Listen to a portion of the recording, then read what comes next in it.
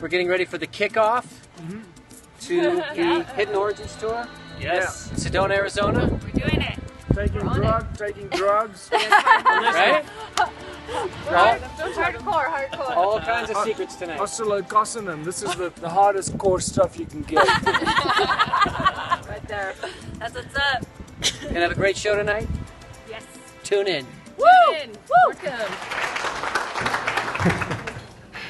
So firstly, thank you very much for coming. It's lovely to see such a nice crowd here. And give yourself a round of applause. It's fantastic being back in Sedona. Haven't been here for, I think, 3 years now, at least 2 years, 3 years ago. And nice to be back in the USA. Last year, 2016, we skipped because we were in the elections in South Africa, so it was a big year for us.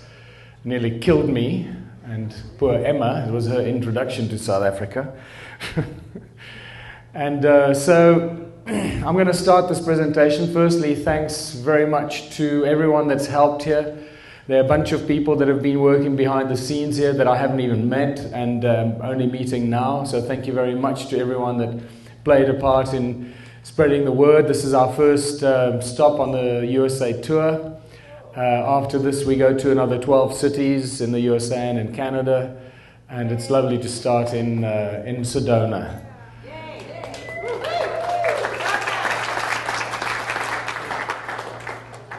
And we're filming this evening, so hopefully this will be a video that many people can enjoy online as soon as we've got it edited. And to Chuck and Alyssa, thank you very much for doing this wonderful recording and setting everything up. You're absolute stars. And also to Neil for being behind the scenes and helping to organize this entire tour. And let's kick off. I call this the Hidden Origins, Exploring the Nature of Our Reality Tour, because I'm going to start getting into some very interesting areas that I have not really covered before. New research, new information as it keeps growing and expanding.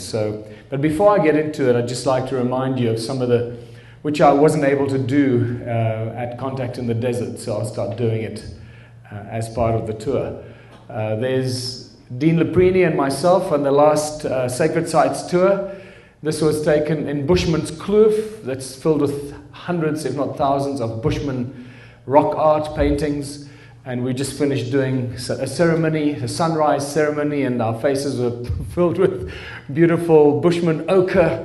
Just to remind you that we're doing another Sacred Sites tour from the 19th of September to the 4th of October 2017, because the one in March was such a great success. People loved it so much, we decided we'll do another Equinox tour in September. So if you like this kind of thing, please take note of this and email Dean. Go to that website and get all the details and email Dean, and they do all the bookings and etc. This is just to show you how happy everybody is when they get to Adam's calendar. It is a truly life-changing experience, I must admit. I am getting more and more into it, and I can't believe that it's the 4th year that we've actually done this tour now, and these Sacred Sites tours around the very important sites in Southern Africa that very few people are aware of, exposing that part of our human history. So this is getting out of the matrix of division into resonance and unity. As you know by now, I like to connect the dots from the past to the present and see what we can learn from the ancient past and how we can put the ancient knowledge to the benefit of humanity today. And the question is, why does this matter? So many people say, well, I don't really care what happened in the past, I just care. Well, I think if we don't know who we are and where we come from, how could we possibly know where we are going, or at least be on the path, the right path? So I believe that what we learn from the ancient history and the murky origins of humankind is a very clear indicator of what we should not be doing, because it seems nothing that we've done so far has worked, because this is why we're in this mess. So the more we learn about the ancient past, the clearer it becomes as to what we shouldn't be doing into the future. And that's how I like to see it. So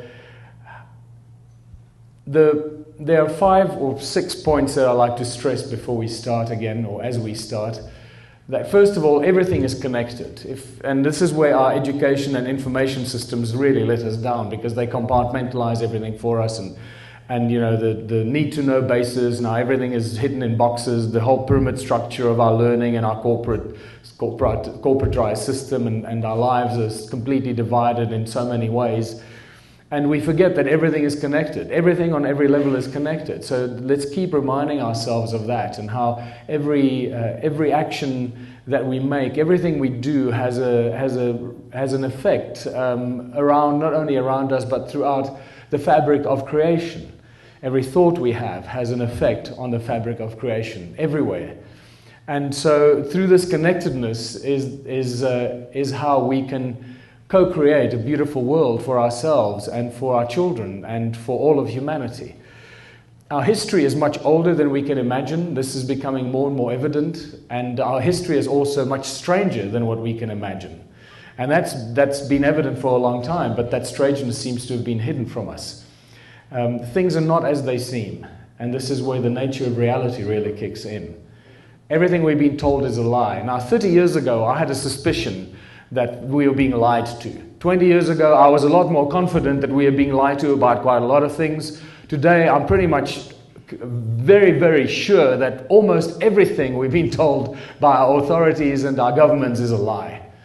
And it's from that perspective that we need to investigate different ways and different routes for humanity and everything we do. We know very, very little about what's really going on, the nature of reality, who we are, why we're here. If anyone tells you they've got it all figured out, they're lying to themselves and they're lying to you. Because this stuff is just so weird, and I'm sure I'm telling you that things that you already know. Just reinforce that in your mind, and keep an open mind at all times. We are told that the ancient civilizations are primitive, and they looked something like this. This is what most historians tell us. And it's fascinating that these primitive ancient civilizations, because obviously we are the pinnacle of civilization. We are the smartest we've ever been. This is it. All of human history has led us to this point. We now have industrialization. We have cranes and machines. We can fly airplanes and all this kind of crap. And this is why we believe that we're the most advanced and the pinnacle of humanity. Well, obviously that's not true. But this is how our history is depicted to us. The ancients were primitive, and yet, on the one hand, while they show us how primitive they were, they show us what they've left behind. And this is what they left behind. They left behind things like this, and this, and this, and structures that we just marvel at today and wonder how the hell they did this.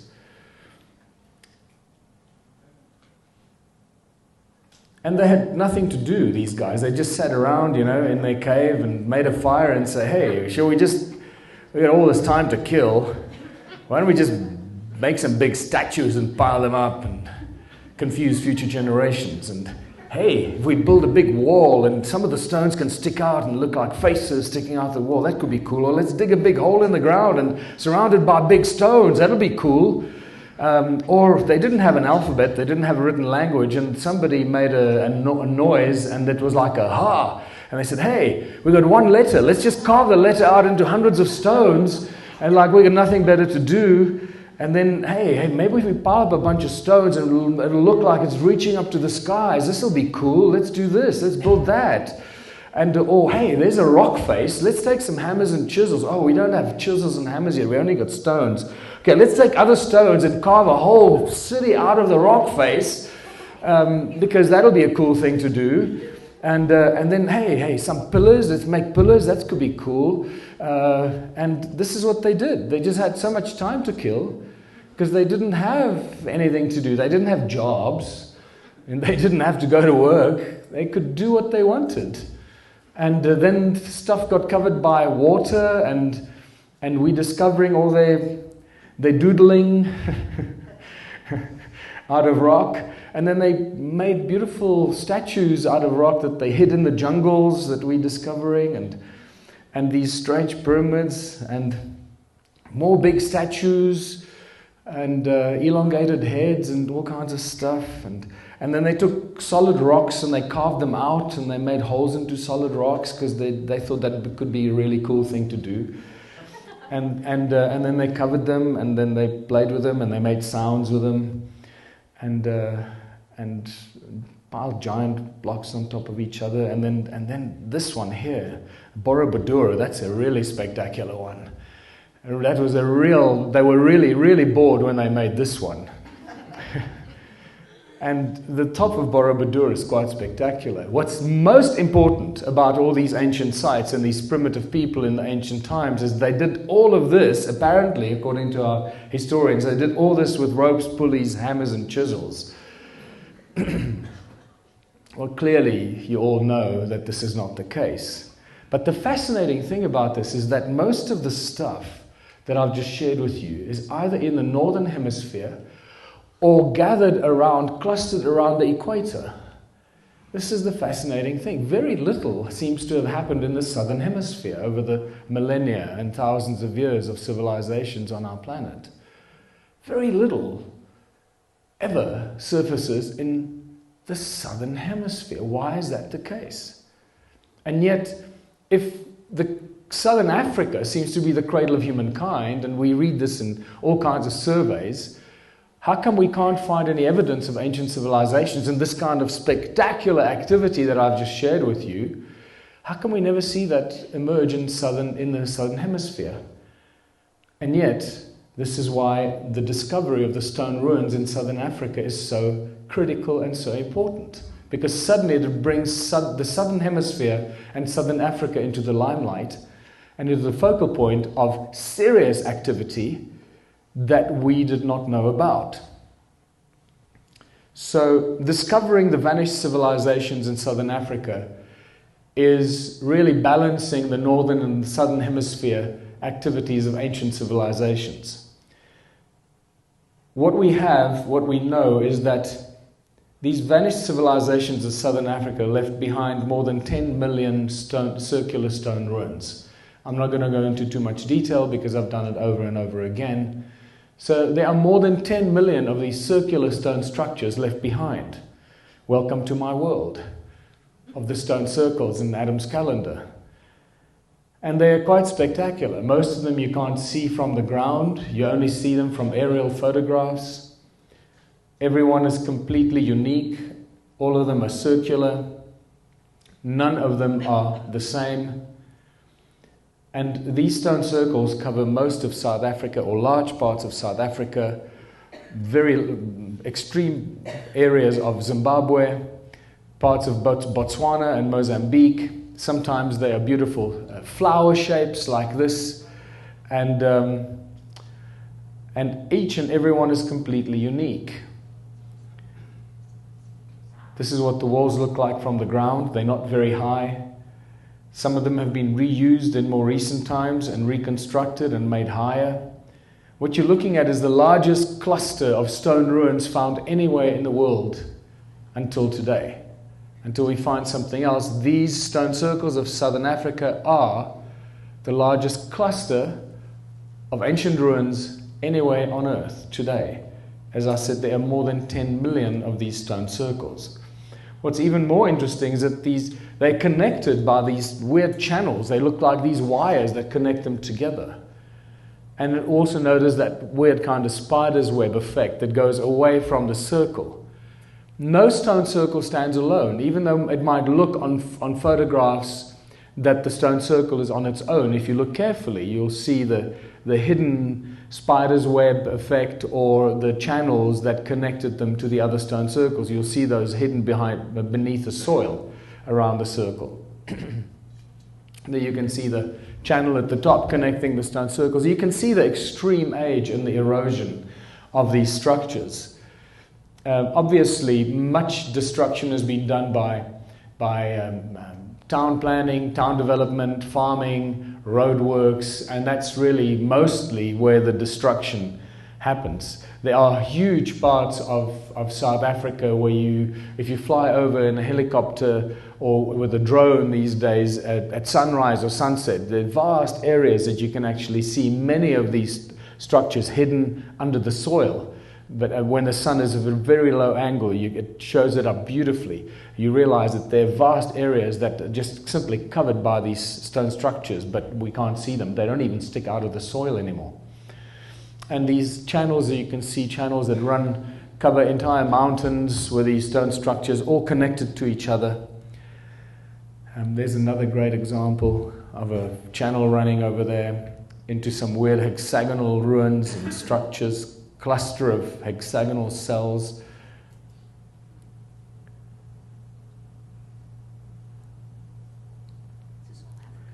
This is all not far from my house, actually. When we sit on the balcony at Stone Circle or at the Ubuntu office, that's what you look at. The mountains around us are covered in all these structures. That's why we are located there. And the other mystery is the vast number of agricultural terraces. 450,000 square kilometers and more of agricultural terraces.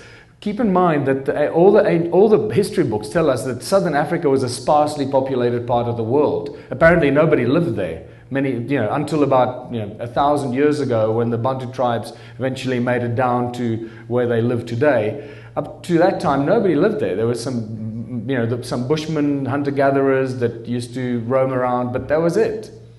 Well, the 450,000 square kilometers of agricultural terraces clearly tell us a different story. So who built those terraces, when they were built, when were they built, and what were they used for? Were they growing food? Were they doing something else? And how many people were they feeding? And what happened to all those people that they were feeding? These terraces cover entire mountains. When you start seeing them, you suddenly see them everywhere. And the Google Earth images give you a very interesting idea of how widely spread they are as well. Again, South Africa, Zimbabwe, there are parts of Zimbabwe that it's almost impossible not to see these terraces. It's unbelievable. Again, this is not far from my house. This is the entire side of the mountain is just covered in these, and it goes on until you eventually hit either forestry or some farms that have developed farming or so forth, and then it obviously disappears. And the other key thing is that there are no doors and entrances to these stone structures. And that obviously immediately excludes dwellings for people or dwellings for animals. So whenever you read in the very, very naive history books that tell us that these are dwellings for migrating tribes or for their animals, this is clearly a very ill-researched author that put that down. This has got nothing to do for dwellings for animals or people. Archaeological drawings all the way from 1939 show us some of these clusters, these stone circles with no doors and entrances, and you can see how they're clustered together. In many areas you can see some of these clusters, and often they're actually carved on rocks. Sometimes you see these carved on stones when you walk among the stone ruins. That's truly boggled my mind. It's like, what came first? That they first carved the stuff out and then they lay it out, or they first lay it out and somebody came and carved it on a rock as a sort of late-comer architect or town planner or somebody trying to document what they discovered there on a rock. It's just spectacular. And sometimes these stone circles are concentric circles with no doors and entrances. And then you start realizing that there's a lot more to this that meets the eye, and obviously they were used for some very specific purpose. The flagship, obviously, as you may know by now, is none other than Adam's calendar. Well, that name, just so that you know where the name comes from, when I first met Johann Heine in early 2007, Johann Heine was the guy that rediscovered this site. And there he is, also with his incredible discovery, realizing that it's a working and functioning calendar, where the shadow of this rock here, the setting sun casts a shadow on that rock there, and the shadow moves from this side across to that side. On this side is the summer solstice, and then you can tell every day of the year by the shadow of the setting sun, until you get to the winter solstice on this side, and it starts to move back. So it's still an accurate working calendar, and as far as I know, is the oldest working calendar, sun calendar of this nature in the world. And but that was just the built-in feature for the calendar. That's not by far removed from the main reason why this site is actually there. So when I first found it and I was writing a book about it, I had to come up with the title for it. And we were all speculating it was very close to the origins of humankind. So who was the first person alive? Or was Adam, obviously. We all know it was Adam. So that's why it's called Adam's Calendar. And somehow the name stuck. So that's what it is. And Baba Kreda Mutwa told me, I just released the book. You can see it lying on the table there. And when I showed him this book, he literally burst into tears, started crying. He said he never thought he would see that special place again. And then he told me a lot of information about the place, the fact that he was initiated there in 1937, that it's known as Inzalo Yelanga, or birthplace of the sun, where humanity was created by the gods to be slaves in the gold mines. It's really that simple. There's no mixing of the words here.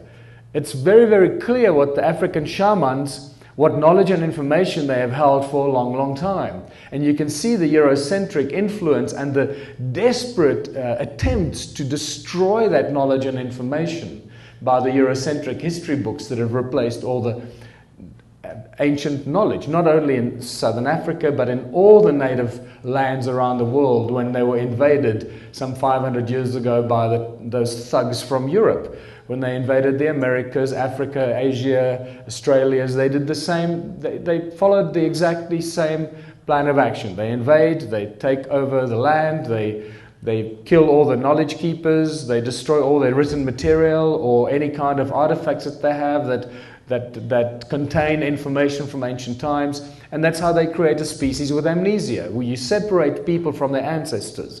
So you create a gap, and a generational gap, separate the people from their ancestors, replace all their books and knowledge with Eurocentric history books and the Bible and the Quran, and suddenly you've got a species with amnesia. They have no idea who they are, where they come from, and why we're here.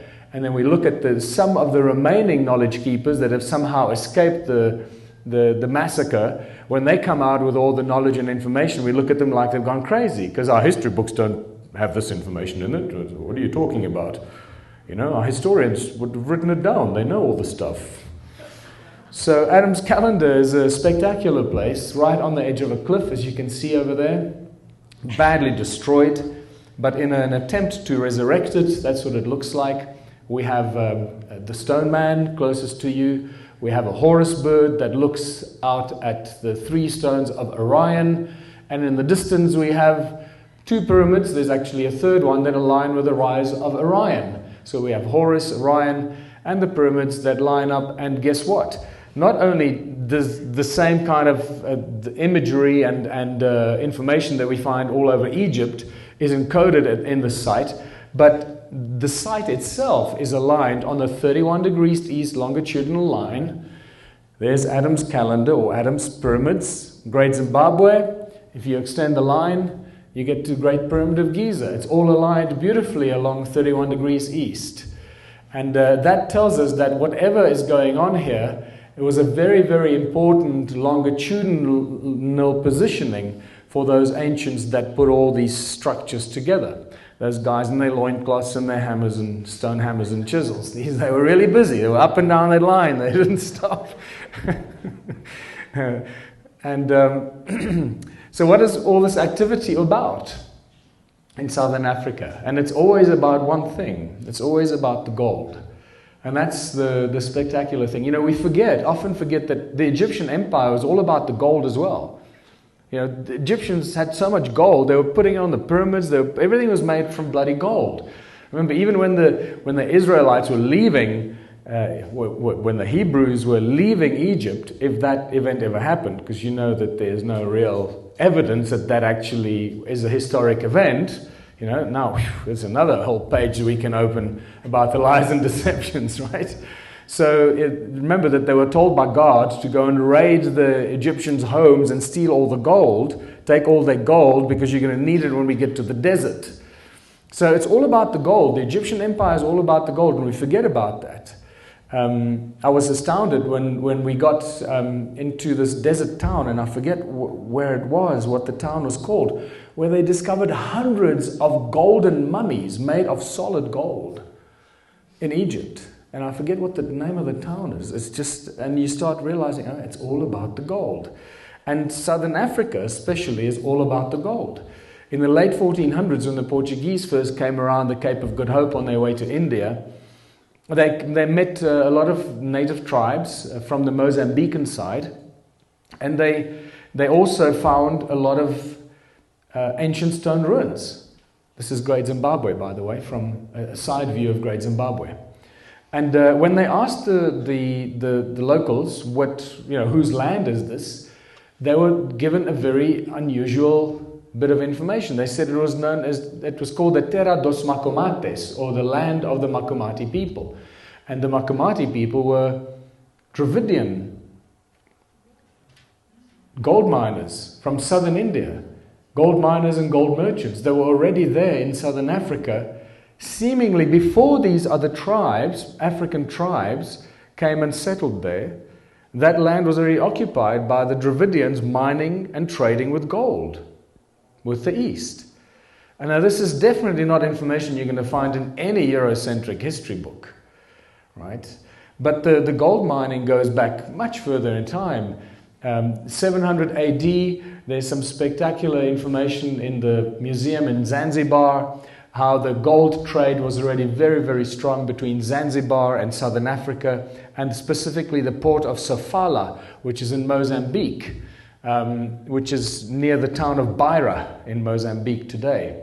And then we meet in the 11th century, Ahmed al-Biruni describes the prosperous gold exports from the port of Sofala. There you can see it over there, Sofala. This is a 16th century Portuguese map that shows all that. And it describes that the gold was a month's journey inland from the port of Sofala. And this is a map, again, the 16th century Portuguese map of the port of Sofala. It was a busy, busy place. And a well-known place where gold was exported to the rest of the world. And what happens if you go 1 month inland from Sofala? There you go, there's Beira. It's today's Beira in Mozambique. And if you go 1 month journey inland, you get to about there, and that's Masvingo in Zimbabwe. And what is it, Masvingo, Zimbabwe? The Great Zimbabwe Ruins. And we meet the great Monomotapa Kingdom, the Golden Kings that were never defeated. The House of Stone, Zimbabwe. And we meet the Monomotapa Kingdom, and it seems that those are the guys that were responsible for all the gold that was being exported for a long, long time. And it's most likely that that's where King Solomon got all his gold, and the whole story of Sheba and all the gold somehow can be related to there. Is there any evidence of ancient gold mines that produced all this gold in southern Africa? Of course there is, because wherever there are stone circles, there are gold mines. And there was a geological survey done in between 2005 and 2010, and I was given this information by a geologist in the town of Nelspruit when I was doing a workshop there, and he said he was part of the survey, and Anglo-American performed a survey, and they found that there were 75,000 of these kind of gold mines found into the sides of mountains, scattered all over that area. And that just tells us that this is not something that was, a low-level mining activity. The reason why these mines are still there, because they're up against the sides of the mountains, so they probably didn't get covered by the flood that covered and destroyed much of the rest of the activity and the stone circles and so forth. And I just jumped to a whole other train of thought because I realized I haven't covered that part. So the reason that the stone circles are covered by soil and sand is because it probably was destroyed by the flood some 10 or 12,000 years ago. That's why everything is covered by sand and soil. There's sea sand sediment everywhere. We found seashells and fossilized fish in the stone circles on tops of mountains. So there's loads of evidence that there must have been a large volume of water that came through there, and seawater that probably destroyed that entire civilization. So in the time of Leyden, which is also famous for these very strange and unusual heads, they're known as the Leyden heads, that are very out of place in that part of the world, I must tell you. And in the town of Leidenburg, around that area. That's where they counted up to 75,000 of these ancient mines. But there are many more mysterious mines that have been found all over South Africa, in the northern parts of South Africa as well. Mysterious ancient tunnels found in the 30s filled with tools and artifacts. The Volkberg mountain very close to Zimbabwe. I was told by an archaeologist and a geologist from Wits University that he walked through miles and miles of underground tunnels, ancient mines. And the mystery there was that they seemed to have extracted all the gold, but they left all the platinum slag behind. They weren't interested in the platinum, they were interested in the gold only. Then in the 1990s, I was told by a researcher here in the USA that he was given information that De Beers found, De Beers, which is now owned by Anglo-American and the Oppenheimer family, as you may know. That's all Oppenheimer, the South African leg of the Oppenheimer family. They found a mine 22,000 feet deep that was cut with absolute precision, with technology that they do not possess. And if Anglo-American or De Beers does not possess that technology, then I can tell you no one else possesses that technology, because they have the leading edge of all technology. So, and then also I was told by the chief geologist from Anglo over a beer at a pub that they find many ancient mines. They find old mines all the time, mine shafts, mine tunnels. And then I asked him, so what do you do with them? And he said, well, our instructions are, if we ever come across that, is to cover it up and move right on.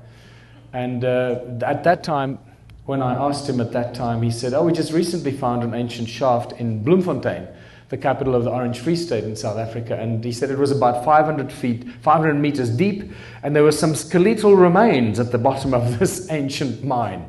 And I freaked out. I said, wow, so what's going on? Are you going to, explore or research the skeletal remains? He said, oh no, we covered it up. It's all covered up, and we moved right along. So you can just imagine the amount of destruction that the mining operations have been responsible for. But in December 2014, I was privy to this is a modern mine in South Africa, and in one of these mines, the side of it caved in completely, that exposed an ancient tunnel and was running just below it. So all these miners went into this the ancient tunnel, and they started finding some really bizarre stuff. But the tunnel was far more smoother and far more, obviously tools used that were far more advanced than the tools they were using to dig their tunnels.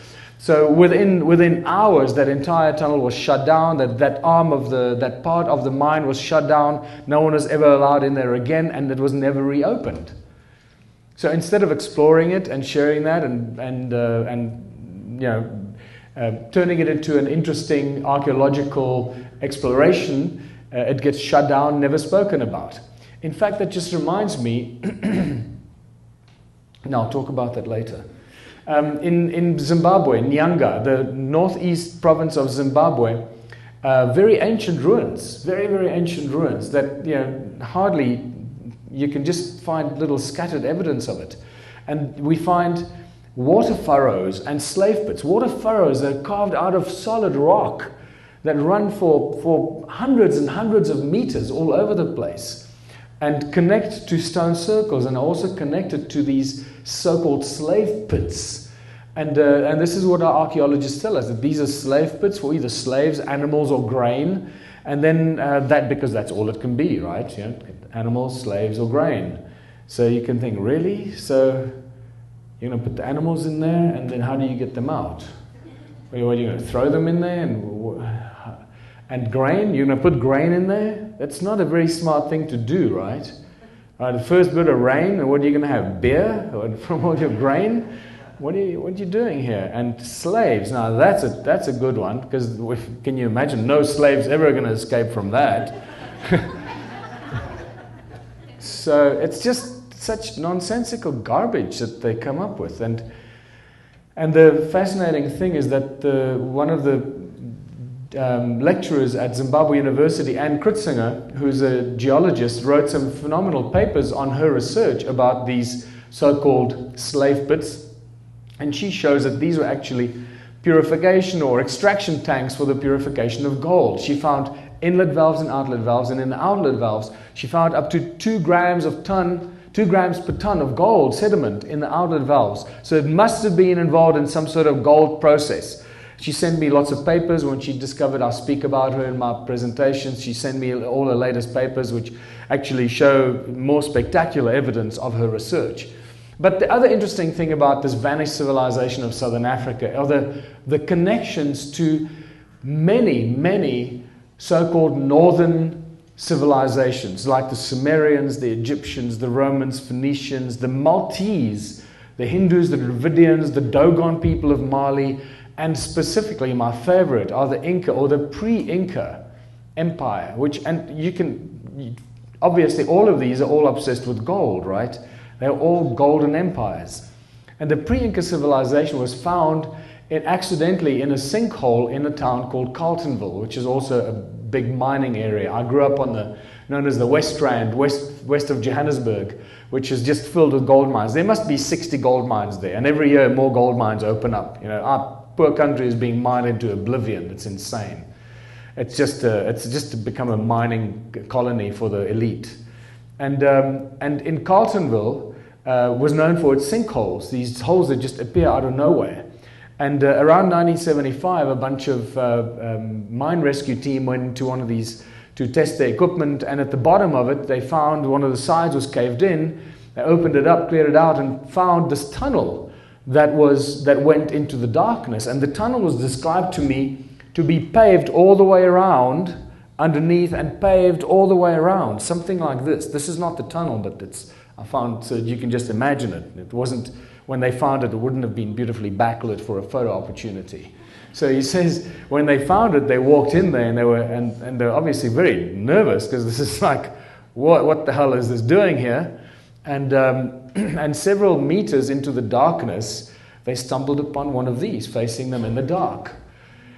And he said, this man told me that they got such a fright, they just turned around and got out of there as quickly as they could. And they never ever told anyone about this until he told me about this, and then 3 months later he died. So I'm glad that I listened to the old man. The fascinating thing about these ancient mines in South Africa, that we also have a connection to Egyptian gold mines, specifically with the birds. Theodore Bent was an British archaeologist that traveled, pretty much he was a well-traveled guy in Egypt, all over Africa, and spent several years in southern Africa, and he explored Great Zimbabwe. He's actually one of the guys that left us the best clues and evidence from his excavation in Great Zimbabwe. He talks about several meters of sediment that indicate gold mining civilizations. That's from his exploration in Great Zimbabwe. And what he made a connection with, which is fascinating, are the birds on a pedestal in Egypt to the birds on a pedestal at Great Zimbabwe. Now, the birds on a pedestal in Egypt were also used as mascots or protector mascots, guardians of the gold miners in the mines of Egypt that he excavated. He says that the carvings of the birds on a pedestal like this were found at the entrances to the gold mines in Egypt for protection of the gold miners, and that's what the really interesting connection is. The Zimbabwean birds, the birds on a pedestal, that I believe are much older, and I believe would have then been also the guardians of the ancient gold miners, or the first gold miners on earth, quite probably, in southern Africa. And I found what I believe are even older versions of that, these very basic stones that are the broad base and the narrow head, that I believe are the very, very early basic prototypes of these birds on a pedestal, or these birds that we then see more refined as time goes by. The Sumerian references to gold mining are quite spectacular, because we find so much information about southern Africa in the Sumerian texts, about the Anunnaki, what they were doing. But what I find even more spectacular is the most recent discovery that I made literally a week ago, is what I couldn't understand. What puzzled me is, like, where did these Sumerians, because this is the oldest deciphered language that we know, right? And there are others, but there's not enough information about some of these ancient languages. But this is by far the most understood at this stage, and a lot of information is coming about the cuneiform text, this cuneiform kind of text. And I found out that the cuneiform text is actually encoded with light energy. Where did they choose these symbols from? How did they come up with these silly little, where does this originate from? And then I stumbled upon the work of Michael Evans, this incredible work that shows how light manifests itself if you create like a buckyball, Buckminster Fuller ball, and out of these light rods, what happens at the junctions of these light rods, how light carries information and how it manifests. And this is what it looks like. It looks like this. Can you see what I mean? The exact shapes that are used in the cuneiform texts. So I'm beginning to think that the cuneiform texts are actually encoded with, remember, light is information, light carries information. And each one of these light structures, or structures that's filled with light, will carry information. And I'm thinking now that this is what inspired the Sumerians and those guys that came up with that cuneiform text, is to use this essence of how light manifests itself in sacred geometry, in the edges of sacred geometric patterns. So when we read cuneiform text, we're actually reading text that's encoded with the information that carries the light. This is a whole new spin on what we may be getting, or what we may be missing in the cuneiform texts. So, this is the first time I've ever spoken about this. So this is a whole new level of information that we need to go and look at.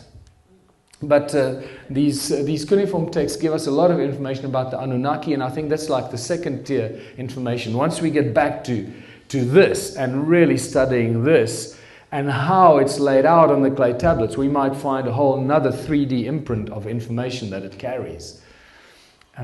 So we learn about the Anunnaki, the Anunna gods, obviously, Anu, Enlil, and Enki, and they work in the Abzu. And the Abzu has been given many meanings, but the primary meaning that I was attracted to is this is where the gold came from, and they refer to the gold all the time. And this is some of the translations. Great rivers there rapidly flowed, and abode by the flowing waters. Enki for himself established. He established a fortress for his house, and other places where the workers would live, and where the bowels of the earth to enter. Place of deepness he determined for the heroes, into the earth's bowels to descend, to extract the gold. And I often thought that maybe Great Zimbabwe was like the mine manager's house. I spoke about this before, because the mining towns that I grew up on, it was always very easy to find the mine manager's house. Just like stand around in the town and look around and find the biggest house on the hill, and that's always where the mine manager used to live. And Great Zimbabwe is exactly that. I mean, it's the house on the hill, the biggest house on the hill in that whole area. And I thought, well, maybe that's where Enki used to hang out, or there was his house. But I don't know. I'll tell you why. Because when you look at Great Zimbabwe, that big conical tower inside doesn't really, I think that the whole structure of Great Zimbabwe is very similar to the same, the way that the other stone circles were laid out. And you'll find out what that is all about a bit later, if you don't know that yet. So, in the Abzu, Enki plans was conceiving where to build his house, where for heroes dwellings to prepare, where the bowels of the earth to enter. And now we read about his technology and so forth. The earth splitter, Enki there established, there within the earth a gash to make, by way of tunnels earth's innards to reach, the golden veins to uncover. But to do all this mine work and to get all the gold, they needed some serious help, because they couldn't get enough gold. You should know this by now. And this is where they decide to create a little slave. And this is where we enter the picture as humans. This is, however, a very, very murky area. I'm really simplifying it here, and I'm sure that you are deeply aware of how murky and mysterious the origins of human race is, and what the potential genetic contributors are or may be to our gene pool. And this is a huge discussion, but it does remain there's definitely a key line here that suggests that we were created originally as slaves by the Anunnaki to dig in the gold mines. And this is what many of the ancient cultures believe, especially the African cultures believe this unquestionably. Sorry, I missed that. Let us create a Lulu, a primitive worker, the hardship work to take over. Let the being, the toil of the Anunnaki carry on his back. And then a primitive worker shall be created. Our command will he understand. Our tools he will handle. To the Anunnaki in the Abzu relief shall come. Just notice here, I'm going to come to this later. This is apparently a scene depicting the creation of Adam or Adamu. And this dude here is holding something in his hand. At first I thought it was a flask or something, right? Or with some mixture. But actually it looks like a cone-shaped tool more than anything else. I'm going to come to cone-shaped tools a little bit later, because with the cone-shaped tools, they pretty much did everything. And then the mysterious stone tools and artifacts. I was so happy when I found this one. You can see how happy I was there. And cone-shaped tools that just, I can't believe they were completely ignored. It's just like, it's like they're so obvious. Now that you know that they are possibly the most critical ancient tool that's ever been used by ancient civilizations, and it's like looking at the trees and not seeing a forest. It's like they're everywhere, but we didn't see them until I started picking it up. So these cone-shaped tools are just bloody everywhere, and then together with the donut-shaped stones or the Taurus stones, there are thousands and thousands and thousands of these donut-shaped stones or Taurus stones, or as our very clever archaeologists call them, weights for digging sticks. Because that's what the ancient people did. They have nothing better to do. As you know, they built huge monuments and these things, pillars and giant statues and things, so to make a little donut-shaped stone with other stones, because they didn't have any metal at that stage. It was done by stones, people in the Stone Age, so they just made them because they were bored. What I find fascinating is that these ancient, in some past life regressions, the Anunnaki overlords, or the guys that were overseeing the building of the stone circles, they were apparently a lot larger than the humans, had these donut-shaped stones or these sacred stones hanging around their neck. They actually had them as tools around their neck, and they would use them as tools. And you'll see most likely what they would have been used for. There are hundreds of thousands of these donut-shaped stones. And I have a number of them in the museum, and then the stones that ring like bells, and that was the big discovery. When I discovered that the stones in the stone circles and the tools and artifacts actually have very strong acoustic properties, I realized that we're dealing with sound and resonance here. And just to show you briefly how the stones that ring like bells, you can also go watch this on the internet. Let me also just show you how some of these other stones ring like bells. This is what I call, and as you can see, we find many of these elongated stones. This one is full of patina. It's thick patina, so it's quite dull, but you can still hear the effect.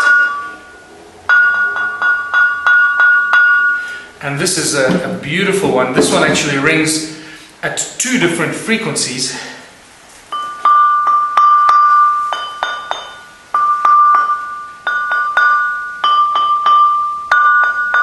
Dun dun dun, dun dun dun. They're quite large. Look at this. Look at this one. And it looks also like it was inserted into something up to that point.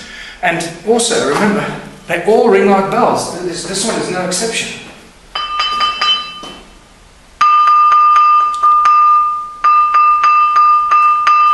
Alright, and on that note, there we go. That's better. That's what you want.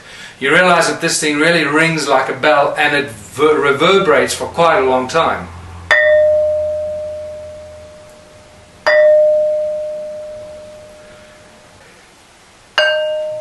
Notice it's the same pitch, right? And that's not by accident. So, but the ruins were not dwellings for people or animals, so what were these ruins for? This is a big question. Why did they build more than 10 million of these structures? What were they doing with all of this? And to get the answers for that, we have to look at creation itself. We have to grapple with a deeper understanding of creation and where things seem to come from. And that's to do with sound and resonance, the source of all creation. But the moment we come up with that statement or we enter that domain, we realize and start to face the horrible truth that everything we've been told is a lie. And like I said earlier, today I'm no longer surprised, and I truly believe that every facet of our reality has been affected, manipulated, infiltrated, and poisoned with half-truths. It's not always completely a lie, but the best way to tell a lie is you keep a little bit of the truth and then you're surrounded by a lot of falsifications. And what people tend to do, what we do, because we're bleeding hearts, right? By nature, we want to be good. We want to share and create and help each other. So we always look for the good in everything. So we find the truth in the lie, and then we believe that, well, if there's a little bit of truth in there, then the rest must also be true. And that's so we actually become our own worst enemies. And this is how they can pull the wool over our eyes all the time and time again, over and over again. So we got to step out of that kind of naive position and start realizing that this is something that's been going on not just the last few decades, but our governments and our corporations and the banks and those that pretty much run the world. But it's been going on for centuries and it's been going on for millennia. The lies and the deceptions have been going on for thousands and thousands of years, not just the last few decades, because now suddenly we've woken up and we realize we're being lied to, so we think, oh, it must have just happened recently. No, it's been going on for bloody ever. That's the problem. So how do we now start to distinguish the lies from the truth? And I'm beginning to think that many of the ancient texts could have actually been manipulated and been written in ancient times with the intention of finding, in some future timeline, and the dumb schmucks that find it will go, oh, wow, this is ancient stuff, it was written, it must be true, it was hidden in the cave somewhere, so it must all be true. So, that's how you can also create deception down the line. But, okay, let's write all this crap down here, we'll bury it in a vault somewhere, and they'll find it at such and such a time. Or they'll guide us to finding it and discovering it. And say, oh, wow, we discovered Nag Hammadi texts, and all this, and we all believe it's all true. So we got to be really careful as what we actually believe and what has been set up for us to keep deceiving us. So I no longer bloody believe anything. I tell you, it's like, that's not true. I believe, I believe the children are our future. But there's some things I believe. And what strikes me is that the bigger the lie, the more inclined we're to believe it. Because we can't imagine that somebody would be able or have the capacity to create such a humongous lie and plan it for so long that it's just beyond our level of comprehension. Because we just can't do it. So everything in history, science, technology, health, biology, genetics, the universe around us, religion and money, obviously. But I mean, when I look up at the moon, what am I actually looking at? What is that thing up there? What the hell is it? I don't know what it is anymore. I don't know. Have you seen this one camera photographer guy? He's fantastic. He calls himself Crow 777 or something.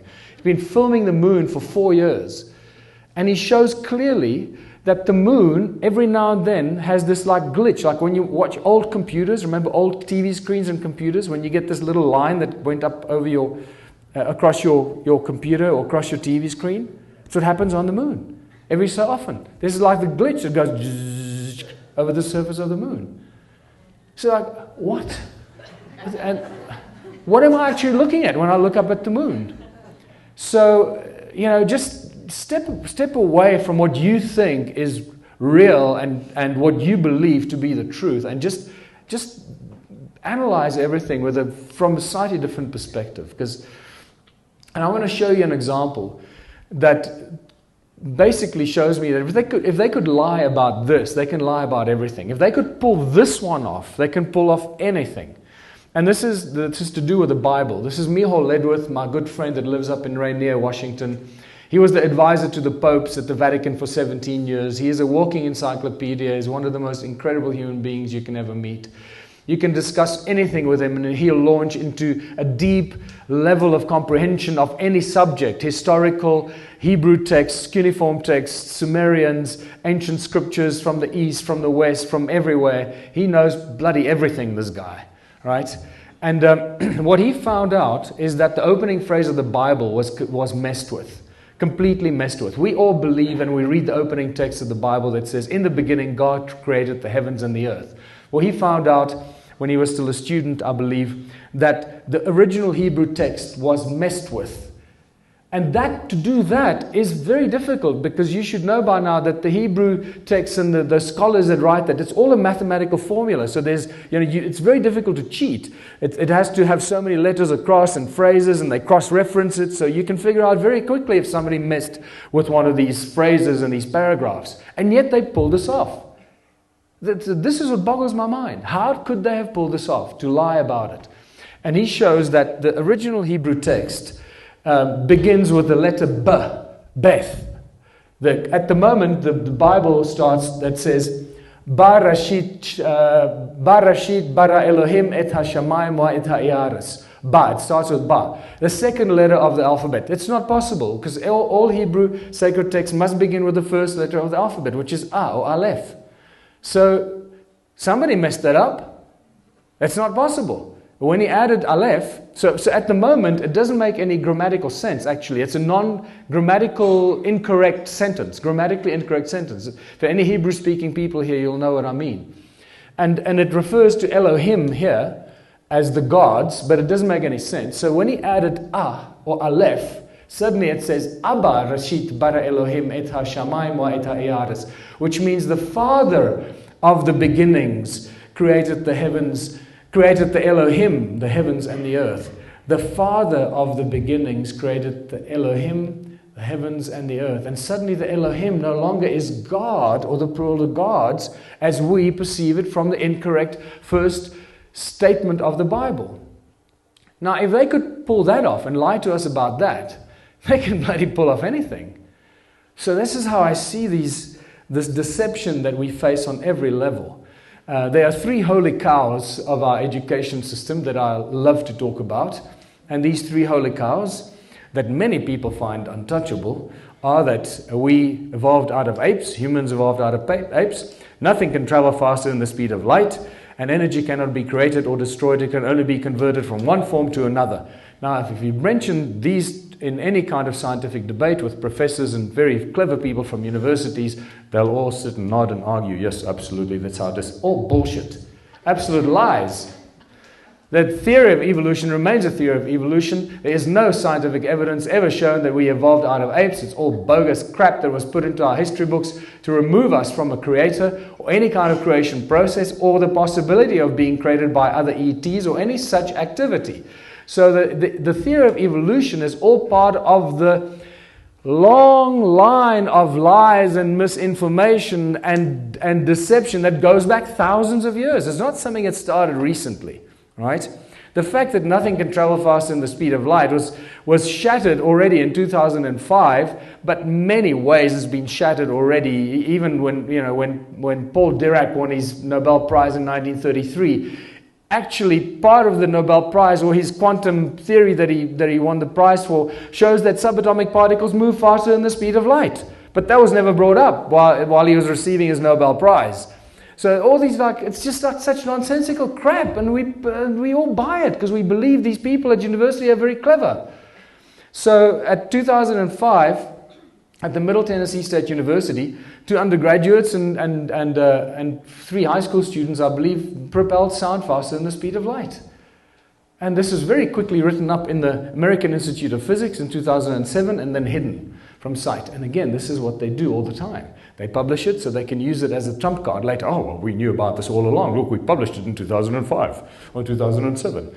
And they hide it because they don't want people to know that you can propel sound faster than the speed of light. Of course you can. Why?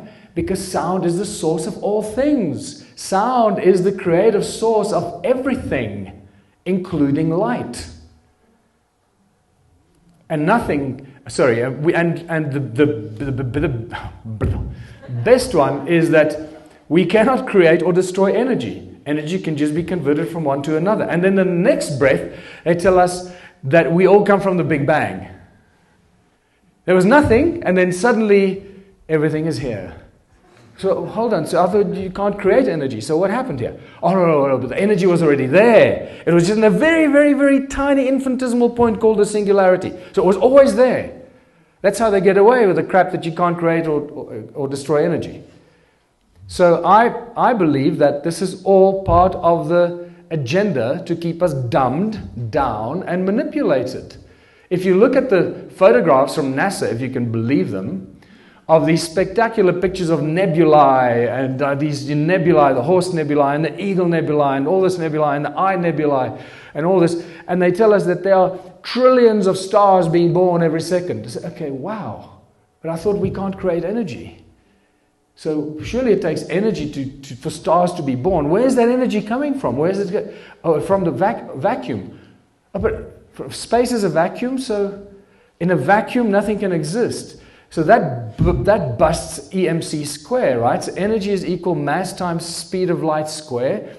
Energy, mass, in a vacuum there's no mass. So if the mass of vacuum is zero, that means 0 times the speed of light is 0. That means there's zero energy in space. So how can anything be created out of... What's going on here? They're just lying to us. Every step of the way we're being fooled and lied to. Spectacular. Another great secret that they've been keeping from us is... Cheers. Thank you. Am I sounding hoarse? Another great secret that they've been keeping from us is that water seems to be everywhere in the universe. So there's a vacuum, there's nothing in space, and then all these nebulae are creating stars all the time, and worlds are being formed, but there's nothing, it's a vacuum, so I don't quite understand how that works. You know, where does a vacuum end, and where does a nebula begin, and what is at the boundary, at the edge, how does that work? And you know, vacuum is a very powerful thing. You should know that by now. I mean, a vacuum sucks, right? Like, have you seen? Go on YouTube and see some of the wonderful, videos show like, how a vacuum, what happens in a vacuum. It's like you can't do anything in a vacuum. You can't propel craft in a vacuum. You know, all this, the pictures of gravity and all that.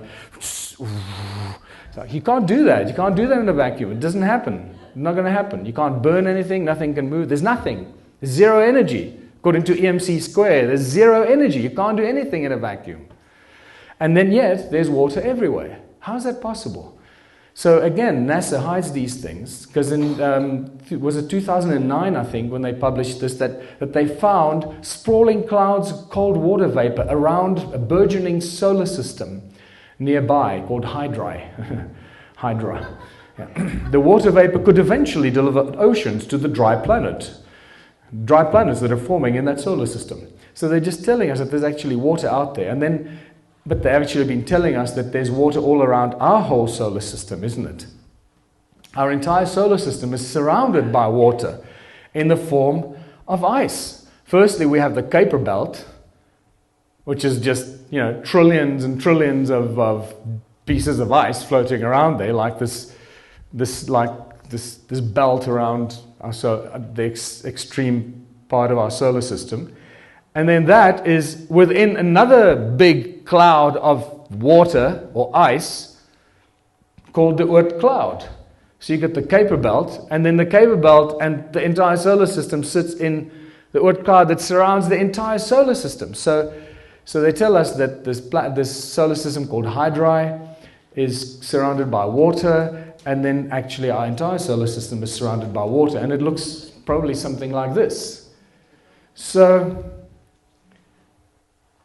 and there's another nice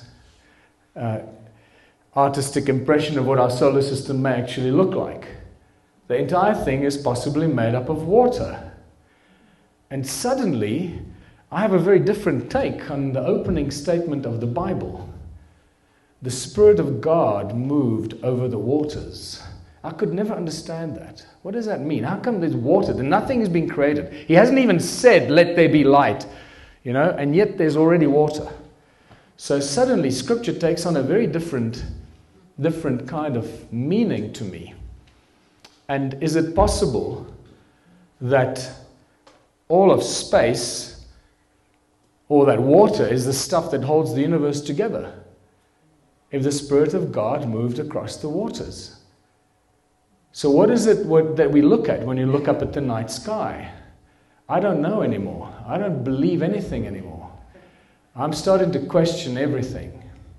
And suddenly this thing called a vacuum that we are told that space is becomes part of the myth and not a scientific fact. How many of you have been into space?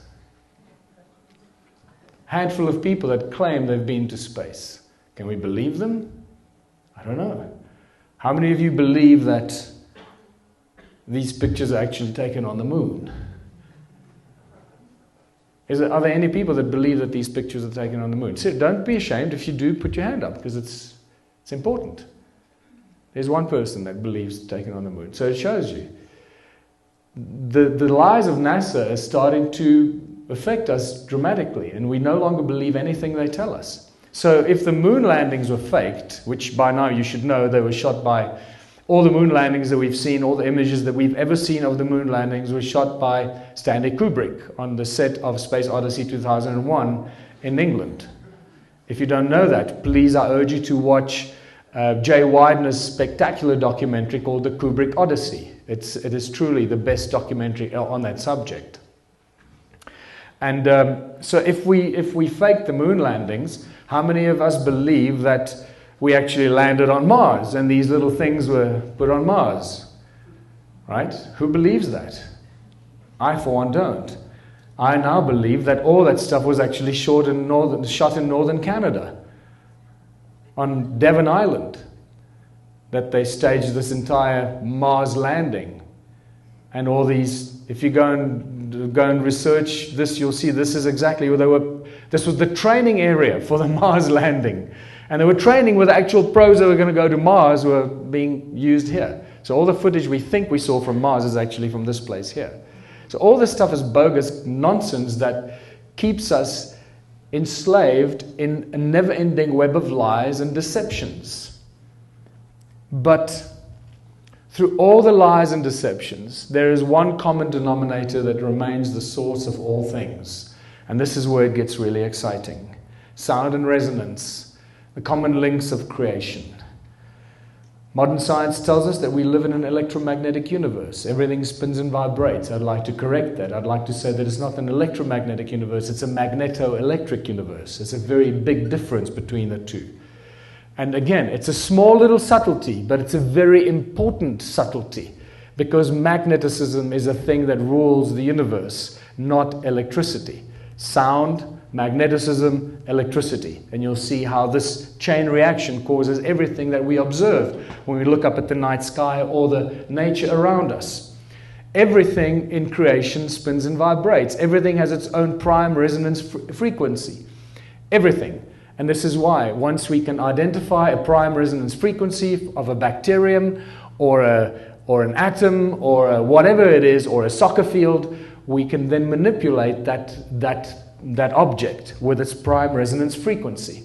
Sound and resonance, common links of creation and religion. In Christianity, it's the word. In Hinduism, it's Om.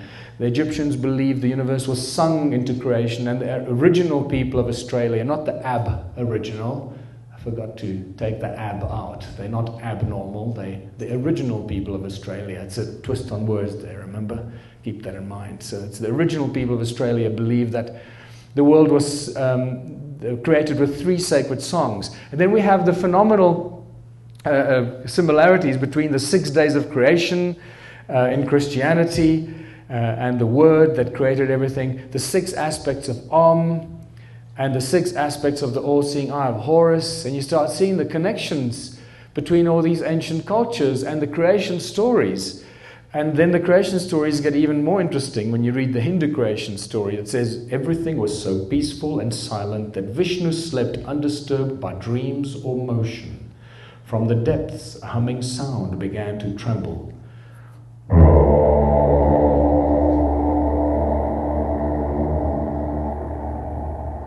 It grew and spread, filling the emptiness and throbbing with energy. The night had ended. Vishnu awoke. It's just a little more dramatic version of saying God said, let there be light. Same thing. It's just great when you start seeing these connections. Sound is a source of all creation. Sound and resonance is responsible for everything. It is the breath of the Creator, the prime resonance frequency, and the source code for everything in creation, including our DNA. And this is from Dan Winter's brilliant documentaries and work on the DNA and sound and resonance. I would recommend you check out Dan Winter's work on that as well. How cymatics and sound helps to form and shape our DNA and the structure of our DNA based on the cymatics. And that word cymatics, it comes from Hans Jenny in the 50s and 60s, the brilliant work that he did and showed us how sound and resonance is responsible for everything in creation. By now you should know that sound manifests physical form, and this is the most basic example. I think you might have to manipulate the sound here. It might get a bit hectic. If your ears are sensitive, just block your ears because it could get a bit loud. This is the most basic fundamental demonstration how sound and resonance manifests into physical form. And I just cannot get enough of it. I can watch it millions of times. Every frequency has its own specific shape, a prime resonance frequency. Are you only looking at a two-dimensional representation of a three-dimensional effect?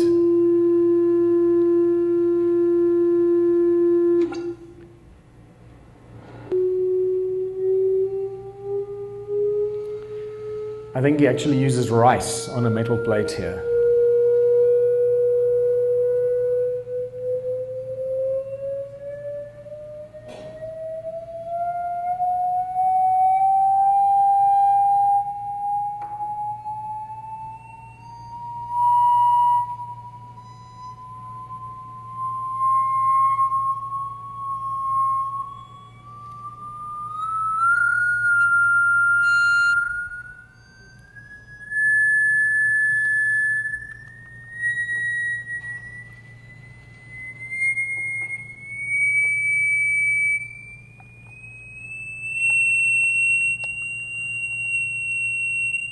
And this is just in the spectrum that we can hear. You can imagine in the low frequencies we can't hear, it has the same effect. The higher the frequency, the more complex the shapes. The lower the frequency, the more basic and the larger the shapes. The wavelengths get shorter and shorter as you go higher.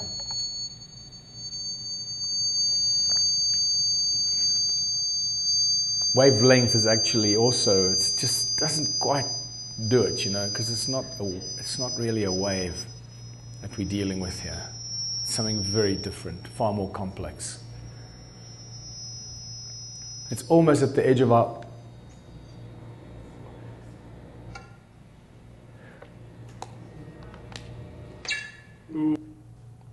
Okay, so the original people of Australia have a creation story that says time began when the supernatural beings awoke and broke through the surface of the earth. So imagine the surface of the earth being something like this, that metal plate being the surface of the earth, and the supernatural beings broke through the surface of the earth, and they created the surface of the earth with 3 sacred songs.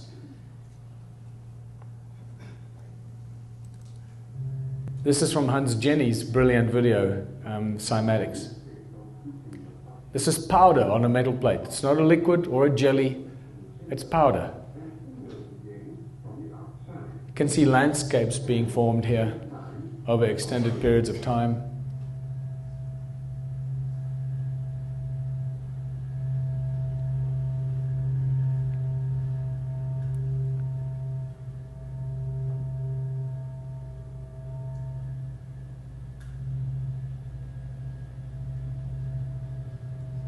Mountains can form, valleys, volcanoes, all to do with the sound of the earth, coming out of the earth. Now watch that. We can recognize the various atoms of the vibratory fields. They move to and fro, unite, and separate again according to the vibratory state of the surface formed by the membrane. So it's interesting that I link this to the Aboriginal people or original people of Australia and the 3 sacred songs, and it's very similar to this picture that I took from the aeroplane flying over Western Australia, and you can start seeing how the kind of landscape would have been formed from the cymatics of the sound of the. And some of these pictures, the images of this cymoscope images, tell us that it was these sounds, the images of the sound, that actually inspired religious symbols. That beautiful cross in a circle at the center of some of these cymatic photographs give us a very clear indication that the creators of the religious symbols knew exactly what they were talking about, that the source of creation is sound itself. And that takes us to what sound does. Sound pretty much does everything you can imagine because it's a source of creation. Do you guys want to take a break? Anybody want to take a break? If you want to take a break, just go stand at the back, do some stretching exercises. Like some people are doing. If you have any questions, I suggest that you just leave it because I'm about halfway through. Ancient civilizations understood sound and frequency, and they used it for everything. They used it as a tool, and they also used it to control and manipulate humanity. This is nothing new. We know by now that the pineal gland is pretty much what represents the all-seeing eye of Horus. It's a receiver, it's a transmitter, it's a powerful tool that we should be using, but we're not, because it was manipulated with and probably compromised. And it seems that these ancient beings, these either bird-headed beings or winged beings, used these cone-shaped tools and other techniques to manipulate our pineal gland and manipulate our DNA. They controlled us, the tree of life or the DNA, and they probably used sound and frequency to do that with. But what's important is to look at, so we got a pine cone, a cone-shaped tool in his hand, and that weird wristwatch that has got these 12 cone shapes pointing at the center. And then also this here. This here looks just like the stone tools that I've been picking up, a cone-shaped tool on his arm. Seems like everything is encoded here when they draw these or carve these things. It's not just accidental. Everything has got a reason why it's there. So you'll realize why that is so important, because this wristwatch with those 12 cones pointing at the middle shows us that they weren't only controlling our thoughts and our minds with sound and frequency and magnetics in ancient times, but we've been doing it for ages now. There's your all-seeing eye of Horus. There's your half of that weird wristwatch with the 6 cones facing the middle, all controlling us with sound and frequency. And this brings us to using sound as a tool in technology. Sound creates light. It's very obvious. We know that God said, let there be light, and you can do this yourself by attaching a speaker to an LED light and see what happens. The Ankh was used as a healing tool. We know that from images like this, and there's a lot more to be said about this. The medicine wheel is a cross in a circle that represents sound, that primordial source of sound. That shows that the Native American healers knew that sound could cure and could heal. This is a Sumerian seal that represents sound, and also this is where the swastika has its origin, in sound and resonance. The Ark of the Covenant was obviously a very powerful sound energy generating device. It was also a communication device that Moses could communicate with God and with his people when he sat on the mercy seat below the angels and their wings. And was also a very powerful device that brought down the walls of Jericho, because obviously gave off some sort of a low frequency vibration, and then with a blast from a trumpet and a shout, the walls came tumbling down. So either an electromagnetic pulse or something of that kind that brought the walls of Jericho down. Royal Raymond Rife, you should know by now, that cured the man that found the cure for all disease with sound and resonance. that were converted to electric impulses. And right here in Sedona, in a library in Sedona, is his handwritten manuscript that you can read all his handwritten frequencies that he wrote down for cures for all the disease. All the different cancers. This is for diphtheria. This is for tuberculosis. And so it goes. Lakovsky, the multiple wave oscillator, that has got an incredible record of curing all kinds of diseases, including cancers. And more recently, Anthony Holland, who in a TED talk in 2011 shows how he cures cancer with sound frequencies. Unfortunately, Anthony Holland thought he'd become famous. And since then, we've not heard anything of him. He's sort of disappeared. He didn't realize that the sound healing of cancer was discovered long before him, because he mentions it as a new phenomenon.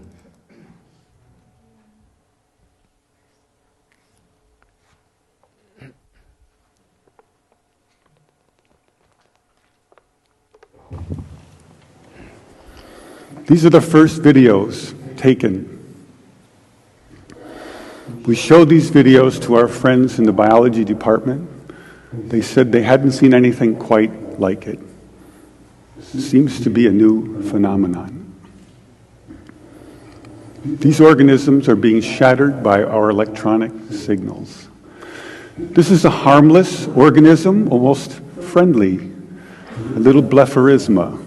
And normally they're very fast swimmers, but when you approach a frequency to which they are vulnerable, they begin to slow down, then they stop, and then they begin to disintegrate within about 3 minutes. So first we attack pancreatic cancer. Take a good look at this slide, because the next one will look quite different. After we treat these cells, they change their shape and size, and they begin to grow long, rope-like structures out the sides. They look something like antennas. I call them bioantennas for biological antennas. It's as if the cancer cells are trying to tune in to our signal. We now know that cancer is vulnerable between the frequencies of 100,000 hertz and 300,000 hertz. So now we attack leukemia cells. Leukemia cell number 1 tries to grow a copy of itself, but the new cell is shattered into dozens of fragments and scattered across the slide. Leukemia cell number 2 then hyperinflates and also dies. Leukemia cell number 3 then tries to make another cancer cell. The new cell is shattered and the original cell dies. I think you get the gist of it. Sound continues to amaze us. Sound can levitate. By now, you would have seen this many times. Just a very quick idea that sound actually does levitate things. But this is not how the ancients used to levitate the very big, heavy objects. This is a very different technique used here. This is just pressure waves that can levitate things, very light objects. But it does give you the ability to imagine that sound actually levitates. John Keeley levitated stuff and drilled sound holes with sound in 1888 already. Peter Davy boiled water with sound since 1940, and he died several years ago. Sound creates what's known as a star in a jar called sonoluminescence. When you take a sphere of water and you expose it to certain frequencies, it gives off a very, very bright light at the center of the water, called a star in a jar, which is just absolutely not quite what it is. Magnetrons are really just very, very, it's called a resonant cavity magnetron that is created through resonance, sound resonance. It creates huge amounts of energy that's used in laser beams, used in microwaves, laser beams, etc. Sound acts as a cloak of invisibility. Sound can make things disappear. This 3D sort of plastic pyramid that they created, when they expose it to certain sound frequencies, anything they put underneath it disappears, becomes invisible. And that makes you wonder if that was the original idea for the structures of some monasteries. What do monks do in monasteries? They sit and chant. And I've heard from many people that do a lot of chanting and monastery kind of work, whatever that may mean, that at times when they're in a group and they're chanting, they look up and some people are gone, they're not there. I don't know if you've ever experienced that, but I've heard that from many people. They claim that people simply disappear when they get into a deep state of meditation and toning. And sound creates hurricanes. There are two guys in 2003 that lodged a patent to create hurricanes out of sound, believe it or not. And I believe they were granted their patent to create hurricanes. And maybe this is how they create the weather for us, without us even realizing it. And creates superclusters, galaxies, supercluster galaxies. This is from NASA from 2003. They say that they found a supercluster that was resonating 57 octaves lower than middle C, and it is in a key of B flat. I find it interesting, because B flat is just a semitone up from A. And if A is the first frequency or the source code of creation, and B flat is just a semitone up from that. This is just how my mind works, right? So it's very interesting. So is that like the first basic level of creation, up one level from the creative source code itself that becomes visible to us? Who knows? This is what it looks like. These are images that they show us of this galaxy.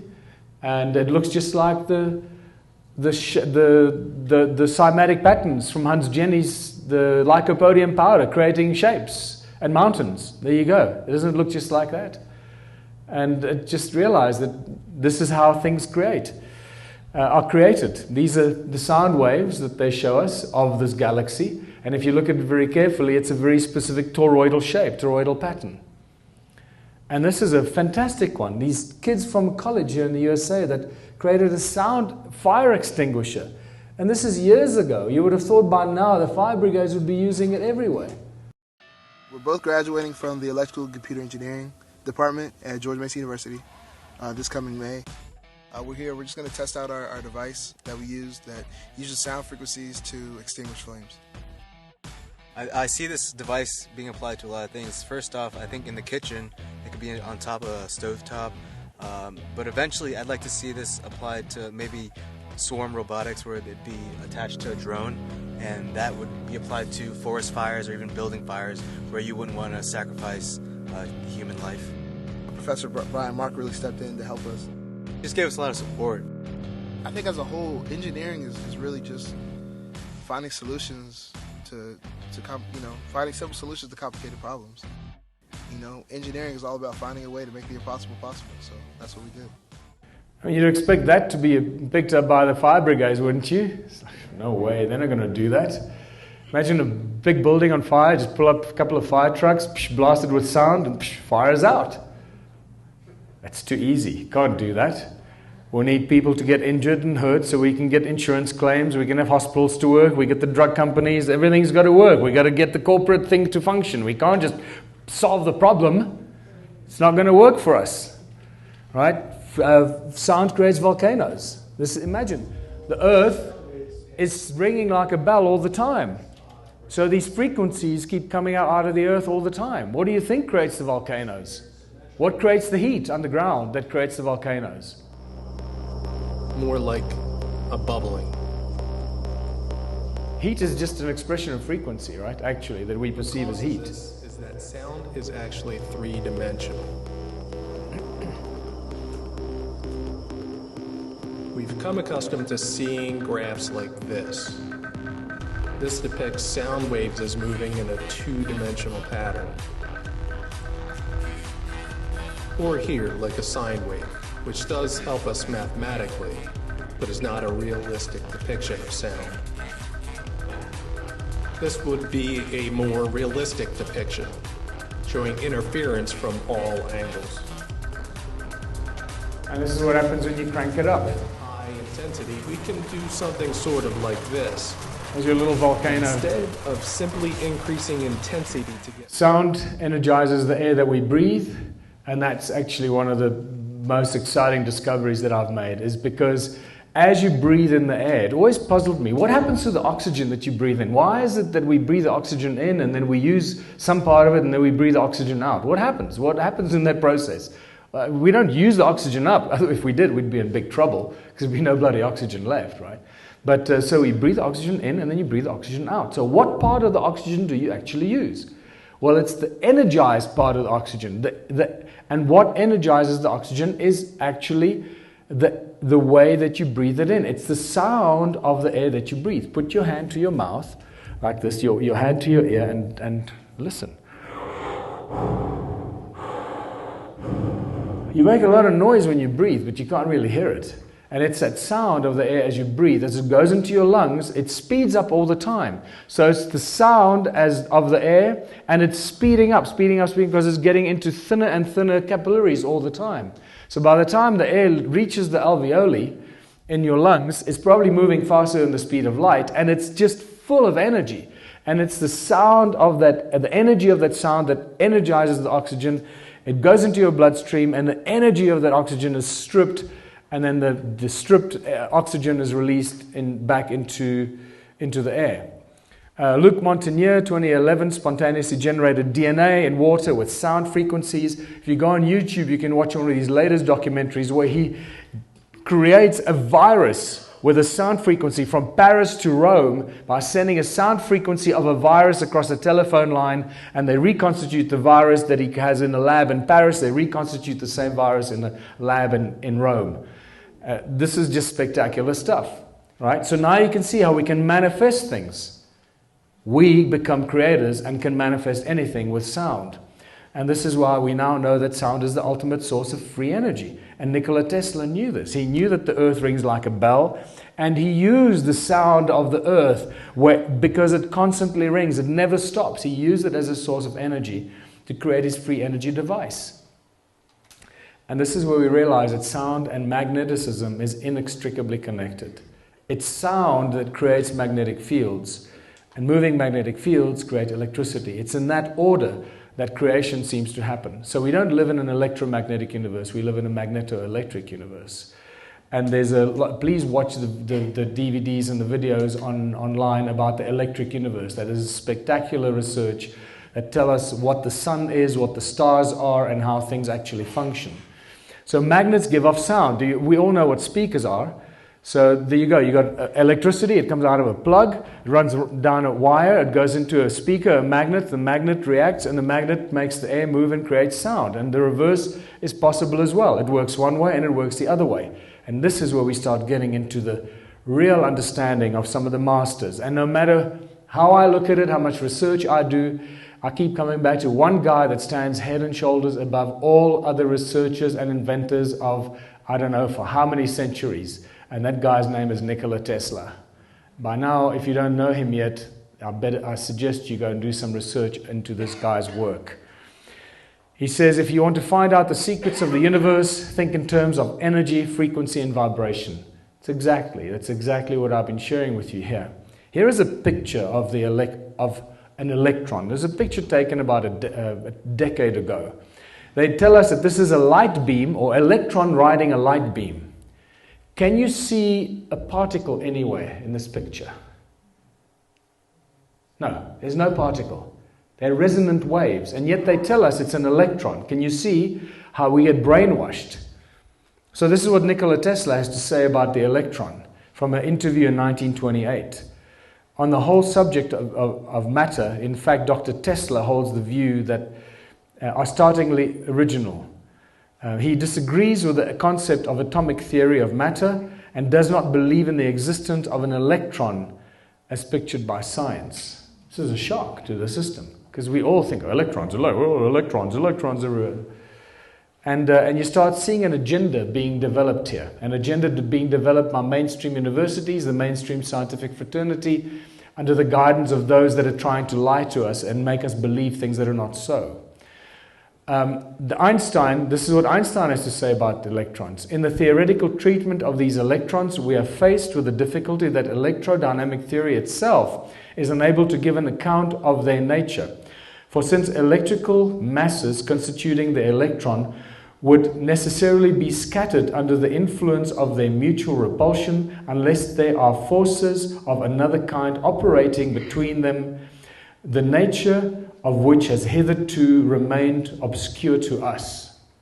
So he says he doesn't quite understand how electrons come into being. And Ed Leeds-Kalnin, there's another guy that we should pay attention to. Ed Leeds-Kalnin is the guy that built Coral Castle in southern Florida. And he built Coral Castle with cone-shaped tools, with no ropes and pulleys. Big giant stones that weigh up to 30 tons on his own. And he tells us that millions of people all over the world are being fooled by the non-existing electron. And he has a lot more to say about this. And you start seeing that scientists and inventors and researchers over the last 200 years have been vehemently opposed to this whole concept of an electron and the atomic structure that has been forced down our throats and through all our educational institutions. That we just take for granted and we accept because we believe the guys that teach us this to be smart and they're not lying to us. We just accept the stuff. Well, Dr. Manjua Samantha Lawton, who lives in Manchester, wrote this phenomenal book, and I really suggest you get a copy of this if you can and read it. It reads like a novel. It's one of the best books you'll ever read, called Punk Science. It's a quick read.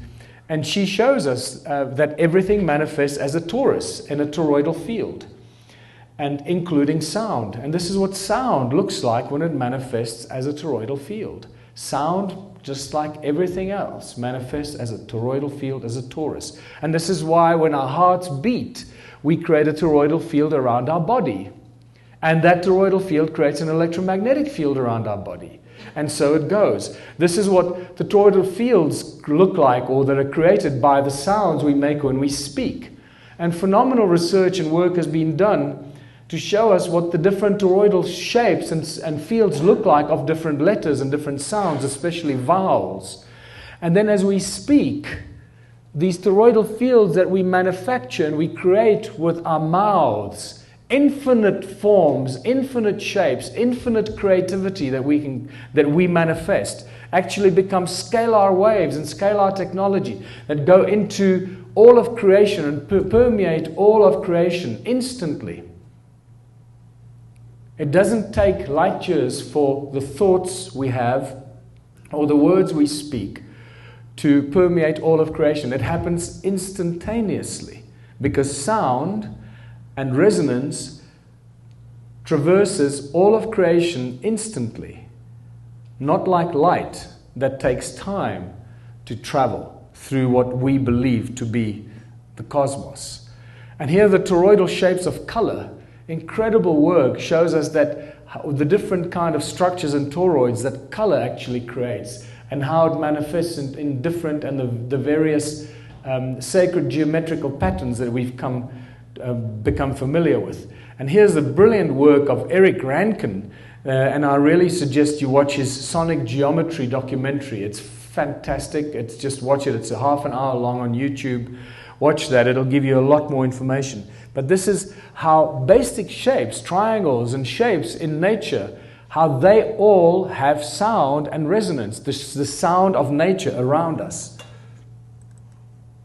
As an experiment, let's take a look at the numbers found in basic geometric shapes, then apply those numbers as vibration cycles to hear the tones they produce.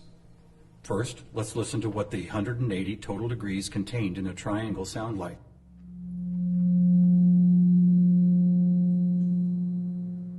And here's a squares and circles 360 in cycles per second. A perfect octave up from the triangle. What about the pentagon at 540? That sounds like a harmonic fifth of the other two.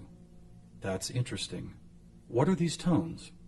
They are F sharp and its perfect harmonic fifth of C sharp. Let's keep going. What does a hexagon 720 sound like? Another F sharp. Here's a 7-sided septagon, which totals 900. This is an A sharp, which happens to be the note required to complete an F sharp major chord in perfect 3-part harmony.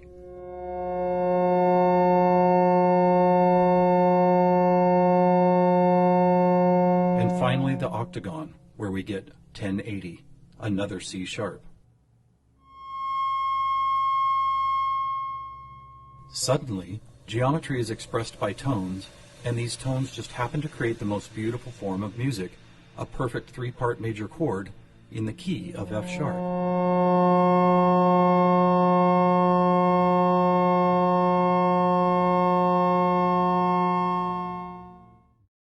So if you watch this, he goes into more, he actually shows you the sounds of the flower of life and the seed of life and all that. It's just spectacular. So now you start to understand that every time you look at something that's carved out in a rock or a symbol or the caduceus, everything carries its frequency. And actually, when you're looking at it, you're picking up the image and the sound is entering your subconscious through the fact that you're observing it and looking at it.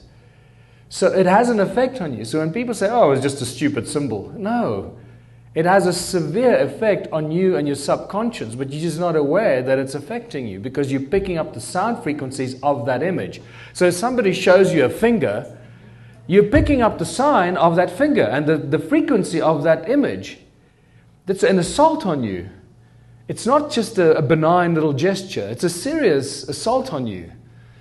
So keep in mind, not only your thoughts are powerful tools, but the images and the words you write are powerful tools. The words that we write. This is why the original letters of the Hebrew alphabet, the 22 letters, are very specific shapes and size and forms. Each letter is actually a two-dimensional representation of the three-dimensional sound of that letter.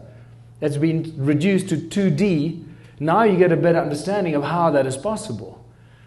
So the tools that have been given to us of thought, of language, of vocabulary, of letters, of the alphabet are powerful tools. And this is why wizards and witches could cast spells with their spelling, right? Cast spells, and we do spelling at school. So we're actually learning to cast spells without realizing what we're doing. And this stuff is just so brilliant. When you start breaking this knowledge and this information down, you get into the deeper understanding of the power that we have, the incredible, powerful beings that we are, because we are one with God. We are one with the Creator. We come from the same creative source. And we are all imbued with all that knowledge and information runs in our DNA. And I believe, this is my personal belief, and there's some cuneiform text suggestions to this, that when Enki was trying to hide the so-called ME tablets from those who wanted to destroy it or possess it, he hid it in a place, and he put it in a place that it could never be found or destroyed by others. And where did he put it? He put it in the DNA of the being that he created. We have the knowledge of everything in creation encoded in our DNA. It is all there. We're just accessing it in small bite-sized chunks. If we access it all together, like some people, I guess, do, and then they go insane because they don't know how to deal with it. Start walking the streets mumbling. So we're going to now bust the dogma of science. And remember that science means knowledge. That's all it is. Anyone with a deep level of knowledge of anything is a scientist. Get rid of this perception of scientists are guys with white lab coats and all that crap, right? Anyone, if you're a master shoemaker, you're a scientist. If you're a master baker, you're a scientist. If you're a master movie maker, you're a scientist. And we've distorted the meaning of science. The torus electron model, this is what an electron actually looks like. It's just a resonance field. Much brilliant work has been done by many brilliant researchers and scientists. Electromagnetic models and formulas have been thrown together that are consistent with the toroidal shape of an electron. An electron is simply a coherent resonance in a toroidal field. That's all it is. It's not a particle. It is a resonance toroidal field, a resonating toroidal field. The same with the atomic structure. The atom is a toroidal field. It's not the atomic structure that we've been shown by science throughout our schooling careers. This is probably a lot closer to what an atom looks like. Here's a picture of a molecular torus of the carbon monoxide molecule. And you start seeing how the toroidal shapes appear everywhere. Here's a toroidal, the system, the solar system as a torus. And you've obviously, many of you would have seen the fact that our galaxy has shown us to be as a toroidal field. And so it goes. So I guess this is probably one of the best descriptions of the nature of our reality and around us. The fractal, multidimensional, toroidal nature of reality. That's a mouthful. But this is a beautiful image drawn by Alex Gray, who's just a spectacular artist that has done incredible work. And this just blows. When I see this, this is what I imagine we look at when we look up at the stars and the cosmos. This is a lot closer to the nature of reality that surrounds us than pretty much anything we get shown by NASA. This is all to do with toroidal fields and magneticism. Now, everything is sound and magneticism, and this is really important. How are you guys holding out? Are you okay? You're the guinea pigs. This is the first presentation that I'm doing. I realize I'm going to have to cut this a lot shorter, but I'm testing this on you tonight, and I'm trying to see which parts I'm going to have to take out to cut this down. But so just hang in here, okay? So what most people don't know is, remember, sound. God said, "Let there be light." So it's sound, moving sound. Sound manifests as toroidal fields. Those moving toroidal fields create magnetic fields, which are toroidal fields as well. And moving magnetic fields create electricity. That's the sequence of events. This tells us that because sound creates magnetic fields, it means everything must have a must be magnetic in some sort. And in some sort of way. And if it's not, there's a very specific reason why it's not magnetic. So here's an example. This blew my mind when I found this little thing from Los Angeles, from UCLA, I think. This is such an important little video that will change your perception of what our universe or what our reality around us is, and how important a role magneticism plays in everything that surrounds us. You might not think of water as being magnetic, but it is, and so are graphite, aluminum, and glass. This is a new and different category of magnetism called either para or diamagnetism, and it's different from the magnetism that you're used to. You're probably already familiar with ferromagnetism. Ferro means iron. An unmagnetized piece of iron, or nickel, or cobalt becomes a magnet in the presence of a magnetic field. The effect is strong and lasts even after the magnet is removed. Paramagnetism is a similar effect, except that it's much weaker and temporary. Aluminum is a good example of a paramagnet.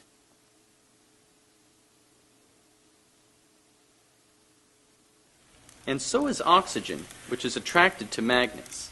Here, I have a few milliliters of liquid oxygen, which sticks to the magnet. I'll explain why later. Gallium oxide and cupric sulfate are good examples of paramagnetic substances. Cupric sulfate is a salt that can be picked up by a magnet. Diamagnetic materials are exactly the opposite of paramagnetic. They are always repulsed. They would rather die than be in a magnetic field. An important example of a diamagnetic material is graphite. This specially made pyrolytic graphite is repelled by a magnetic field. Don't be confused. This is not static electricity or eddy currents. Graphite is repelled by a magnet, always, both by the north and south end. Pyrolytic graphite is a grown crystal of flat carbon layers which maximizes the diamagnetic effect. Of course, the best diamagnets are superconductors, which at low temperatures provide exact opposite repulsion to whatever magnetic field is present when they're chilled. They are perfect diamagnets. So it gives you an idea how the nature of reality around us is we just don't get taught this stuff, we don't think about it in that sense. And how sound is actually the cause of all the stuff that we're witnessing here. And, sorry, let me go back here. You might have seen this thing before. So this sort of quantum locking is actually just a magnetic effect. You just So what have we got here? So we have quantum locking. The superconductor is locked in space, and it stays wherever I put it. You see, this is quantum trapping. That's amazing. As long as it's so the cold, it's superconducting. It's frozen with liquid nitrogen. Upside down. Right. And it stays locked. So the fact that it's superconducting is locking the magnetic field in 3 dimensions, right? Yeah, exactly. And that and pivots. You see, because this is symmetric, it can rotate without break the locking. The locking doesn't break. Right.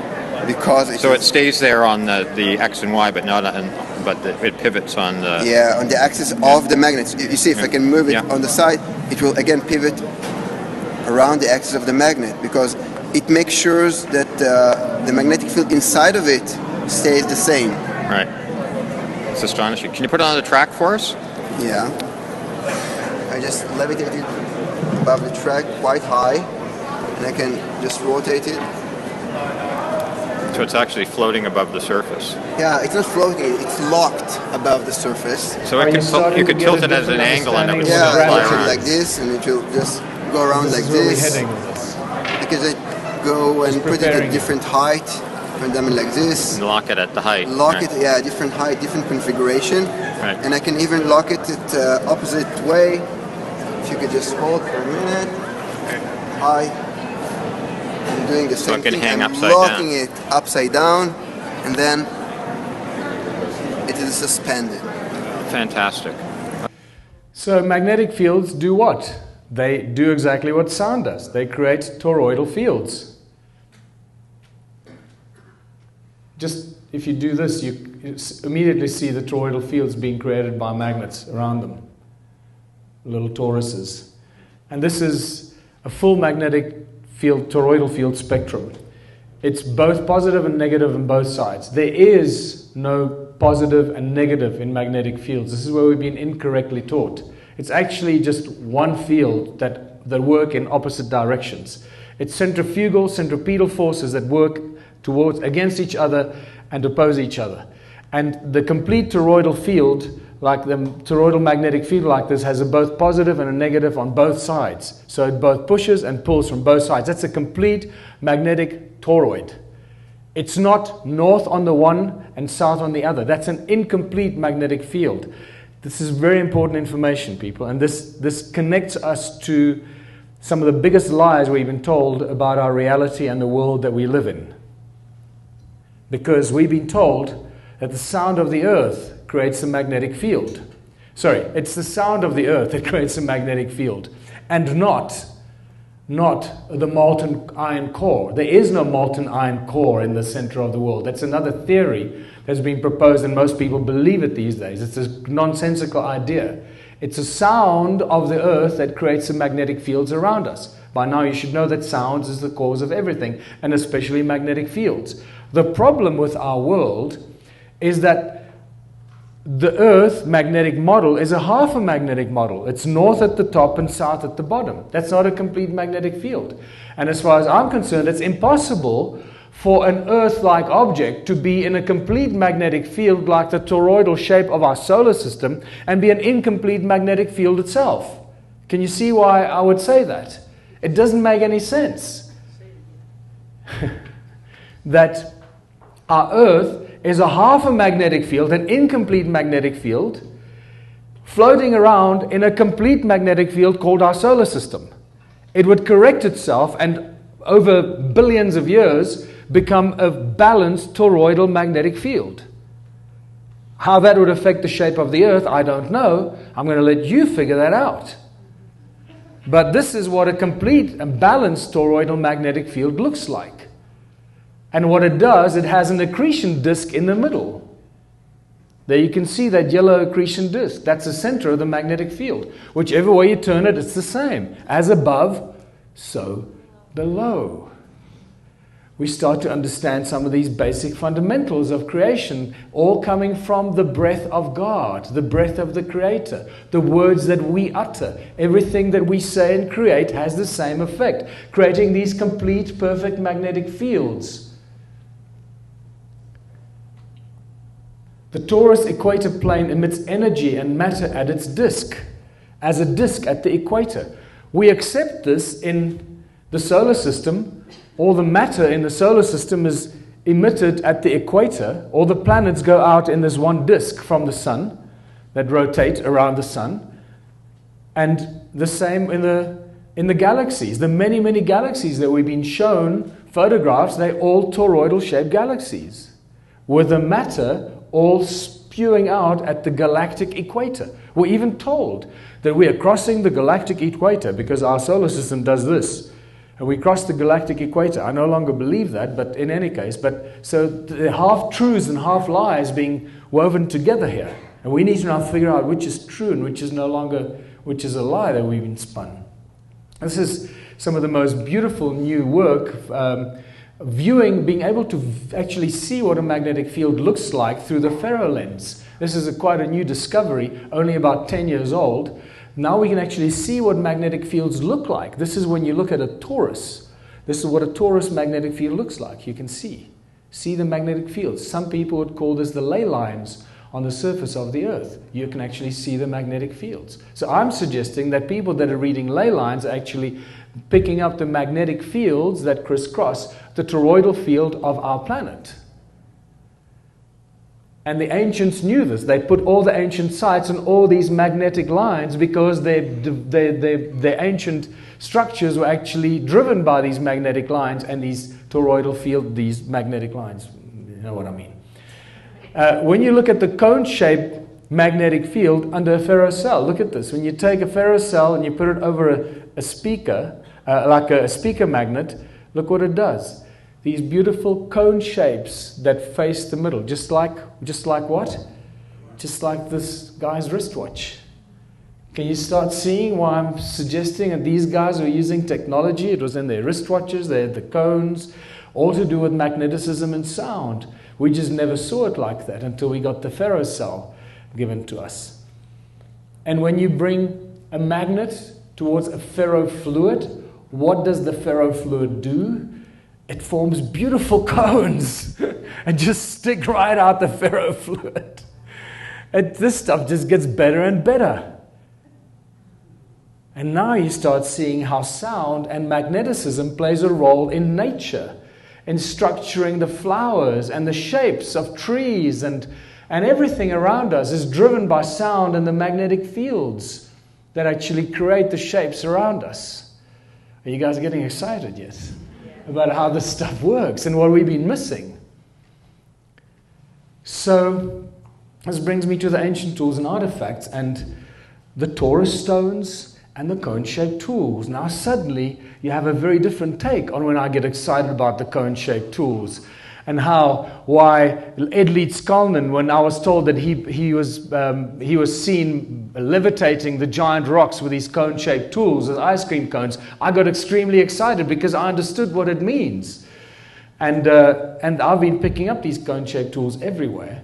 And suddenly you realize that they play a very important role in all of human history. This is from an iron mine in England. These are cones in Egypt. They were completely ignored until I found them. Cones in Australia. Mayan deity holding two cones, just like Ed Leeds-Kalnin was apparently seen. These cone-shaped hats that are found in some tribes that were used for special ceremonies. Why do wizards have hats as cones, and why are wizards' wands cone-shaped? And this gets really exciting. Dragonflies. We think of birds flying and bees. You may be aware of the fact that it's actually a scientific impossibility for bees or bumblebees to fly because their wings they can't carry that body weight. So this has been a mystery.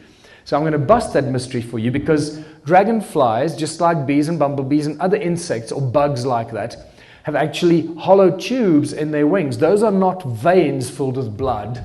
Those are hollow tubes that do what? They resonate. When the dragonflies buzz their wings, they don't flap them, they just they vibrate. It sends vibrations through their wings and through those hollow tubes, and at the bottom of those hollow tubes they got thousands of tiny cones that stick out, that send out these sound waves or Caesar beams, we're going to get to that create magnetic fields around them. And this is why they can buzz around. Viktor Grubenikov became famous I think it was in the 50s, when he studied the bugs, the wings of bugs and bees, and he was fascinated by it, and then he built what became a very famous levitation platform. And he was seen and flying this thing faster than the speed of sound on one of those.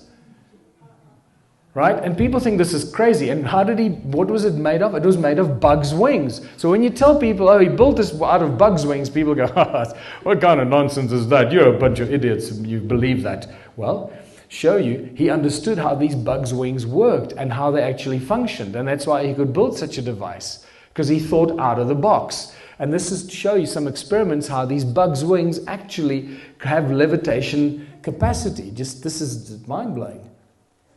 Today we're going to try to get one of these shells to hover over the other one. The original of this video is what inspired me to do this series.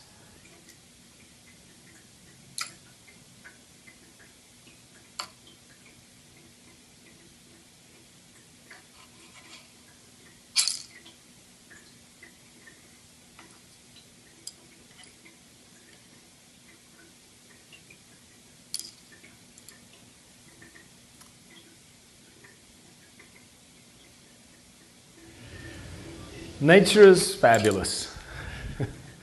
So there you have an idea how Viktor Grubenikov built his little levitation device out of bugs' wings, because he figured out how these things work. And then we get to the cone-shaped tools in the Rosicrucian Museum. Somebody emailed me today, saying, hey, he went and he saw these cones in the Rosicrucian Museum in San Jose, and they're really there. So he was surprised that I wasn't making it up. He said, I blew his mind. And yeah, and they are written, can you see cuneiform texts that actually commemorate the building of the temples in Sumer, and one of them specifically refers to the temple of Inanna. So somehow they were used, just like Edley Skolnin was levitating the giant rocks of Coral Castle, they were using these to levitate those giant stones of the temples of Sumer into place. And here is our friend Edley Skolnin, Coral Castle. And he levitated those giant blocks. I think the biggest stone there weighs 30 tons, or maybe even more. And I called it the ice cream cone phenomenon, because that's what he was described. It was said that he moved them with ice cream cones in his hands. And to an uninitiated person, that would sound ridiculous. But now you all know why that is so important. It's a spectacular place. I've never been there, but I've seen lots of videos of it, and I can't wait to go. And then we get to our Torah stones, our sacred Torah stones, which are clearly not weights for digging sticks, and they are far more important. They are very, very powerful toroid vortex field generators. They generate huge amounts of energy around them, just like our galaxy, just like our solar system, just like our bodies, just like our hearts create toroidal fields around our bodies. And these, they seem to suck in the ambient sound around them and actually amplify that. They create scalar vortex technology. That's really what they are. So please understand this, that at the center of that torus is what some call the 0 point, or the vacuum, as Nassim Haramein calls it. That's where we enter into the infinite density of creation. And Nassim has shown very, very successfully with his papers that the density of the vacuum, where everything out of that point out of which everything manifests into reality, into this much less denser thing that we think is our reality, our body, which is actually empty, it's just full of a bunch of atoms and whatever it is, just resonating. That the point out of which everything manifests has infinite density. That's a 0 point.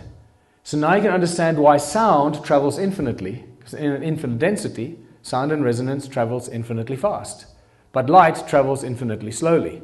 So that's a very quick way to figure out why sound and resonance travels instantly, because it goes into the 0 point of every atom in our body. As we think, as we speak, it enters all that inside us, and it enters the 0 point and the fabric of all creation, and traverses everything instantly. So when these toroidal shapes work, they suck in the ambient sound and they create, and as it hits, those 2 points hit each other, they create this next scalar wave around it, and it comes around and it enters it again, but it happens simultaneously. So it's this actual field that sits there all the time, just resonating. So it looks something like that. And this is one of the stones that we put in a bucket of water, and the next morning it had these thousands of bubbles that were swirling around, moving into the center of the stone. And then you may have heard the story of Nassim Haramein when I took him the stone, and this stone over there, when I flew via Doha to Chicago, by the time I got off at Doha and got onto the plane to go to Chicago, plane was delayed, and eventually I was called off the plane because they said there was a security threat in my bag, and there were five guys with guns around my bag, and they made me open my bag. We were already 20 minutes delayed, and by the time I opened my bag, I took the Taurus stone out, and I said, oh God, what am I going to tell them? And I said, oh, it's African arts and crafts, you know, it's a present for my friend. And by the time I got back on the plane, when we sat down, my partner told me that when the captain came out of the cockpit, he said that whatever is in that bag crashed the TSA security system. That's why they delayed the plane for 20 minutes. They wouldn't let us take off until they found the owner of that bag and what was in that bag. What I didn't figure out until like 2 years afterwards is like they didn't even question what was... I pulled out the stone and, you know, sweating profusely because they're five guys with guns, and the stone was wrapped in like bubble wrap and backing tape, so it was not easy to open it up. And, you know, I felt like a drug dealer because it looked like movies of the drugs backed in. And eventually the stone popped out, and it's like, okay, cool, put it back. They never asked me to check the rest of my bag. They knew what they were looking for. I've only figured this out a lot later, you know, because you reprocess this, and you go, oh my God, they knew exactly what they were looking for, and they just let it go. But so we basically have TSA security, Homeland Security, USA, to thank for giving us scientific proof that these are advanced ancient technologies. It apparently shut down the entire office. It shut down all their computers. Everything was shut down because of some sort of weird electromagnetic pulse that was given off by that stone. And I have a present for you because I brought that stone with me.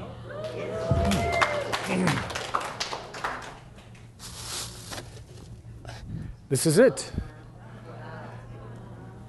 Thanks to Mark over there that drove all the way to Vegas to fetch the stone. The stone has been sitting with Nassim for a long time. I thought they would do some research with it, but they didn't.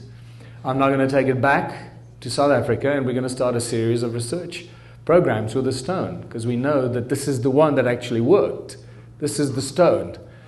What I can tell you is that two scientists, one in Slovenia, one in Croatia, and one in Germany, two scientists that are experts in a new study of sound called hypersound, which very few people are even aware of.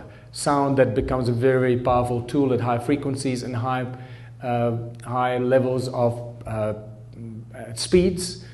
Hypersound is a tool that can be used for pretty much everything in our society.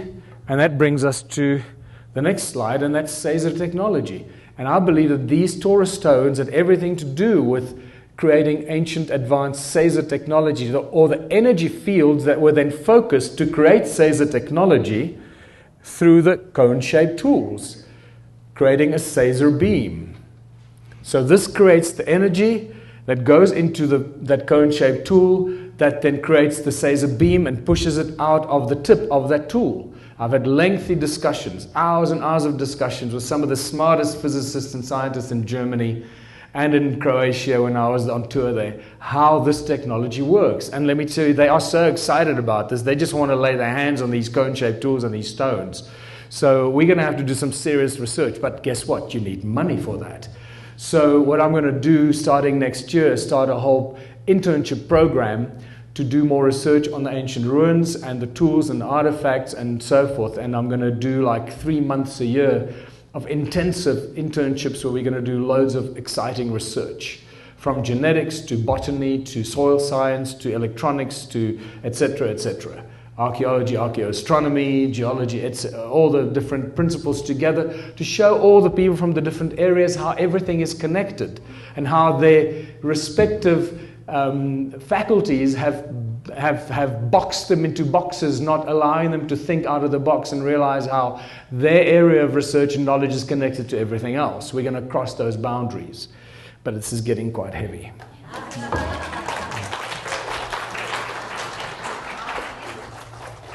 So, I beg your pardon? We can, you can come and hold it later, just at gunpoint. I'm not letting that thing out of my sight ever again. So we're dealing with some ancient knowledge. It's giving us a very clear indication of how we can use this ancient technology into the future. Keep in mind, what have we got in our eyes? In our eyes, we have rods and cones in our retina, right? What are the cones in our retina connected to? The optic nerve is connected to?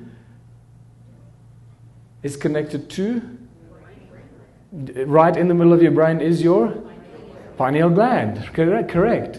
So somehow our pineal gland should be controlling our eyes and our optic nerve. And our pineal gland should be picking up all these other frequencies, the all-seeing eye of Horus, connecting us to everything, every frequency, and giving us ESP ability and much more. But we can't do that because those bastards several thousands of years ago screwed up our pineal gland with those cones of theirs. But if you look at our eyes, so in our eyes, in the iris is actually like toruses. Right? Look at the toruses in our eyes. And the toruses have lenses in them that focus the light, which is also sound, because every light frequency has a sound frequency attached to it. So it sends the sound and the light through the lens, through the center of the torus, into the cones in the retina. So now you understand why I get excited about these toruses or the cones combined as tools that could be used to do things that we can't even imagine yet. We've got this technology encoded in ourselves, and this is why when I say that we are advanced technology, people don't get it. We are the most advanced technological tools walking around on this earth. It's encoded in us. Our DNA has all the knowledge of everything in creation that was put there by Enki. And those bastard Anunnakis that turned us into their slaves, but it seemed to be back here kicking butt with all those other entities that are causing trouble for us. But that might be too much information for some people. But what this all leads up to is that we should be able to do anything. We should be able to think anything and manifest it instantly. We should be able to use our eyes like Superman and do stuff like this. We are absolute ultimate creators. We are co-creators of our own reality. And I'm getting totally distracted here, but I get excited about this. And this brings us to the question, what are the stone ruins all about? Are you guys tired? Do you want to... this is... I'm not sure which of this I'm going to have to cut out, but I'm getting tired myself. But so I know it's much too long. It's already 9:20, so I've got about half an hour to go, and we'll be out of here. So what are the stone circles all about? By now you can see that clearly we're dealing with cymatic patterns. Very obvious we're dealing with cymatic patterns. That's what every stone circle is. It's just a representation of the sound frequency that comes out of the earth at that specific point. That's what this is all about. And some of these cymatic, like sand on a metal plate, but now these are stones, right? Some of the structures are actually very distinct magnetrons. And those flower shapes, every time you see a flower-shaped stone circle, it means they actually built an ancient giant magnetron like this. Magnetrons that can cut metal in a split second. And I asked two magnetron scientists, how much energy would a magnetron 40 meters in diameter generate? Remember that a tiny magnetron can create so much energy in a laser beam that cuts metal in a split second. I mean, it literally just melts the metal. Bzz.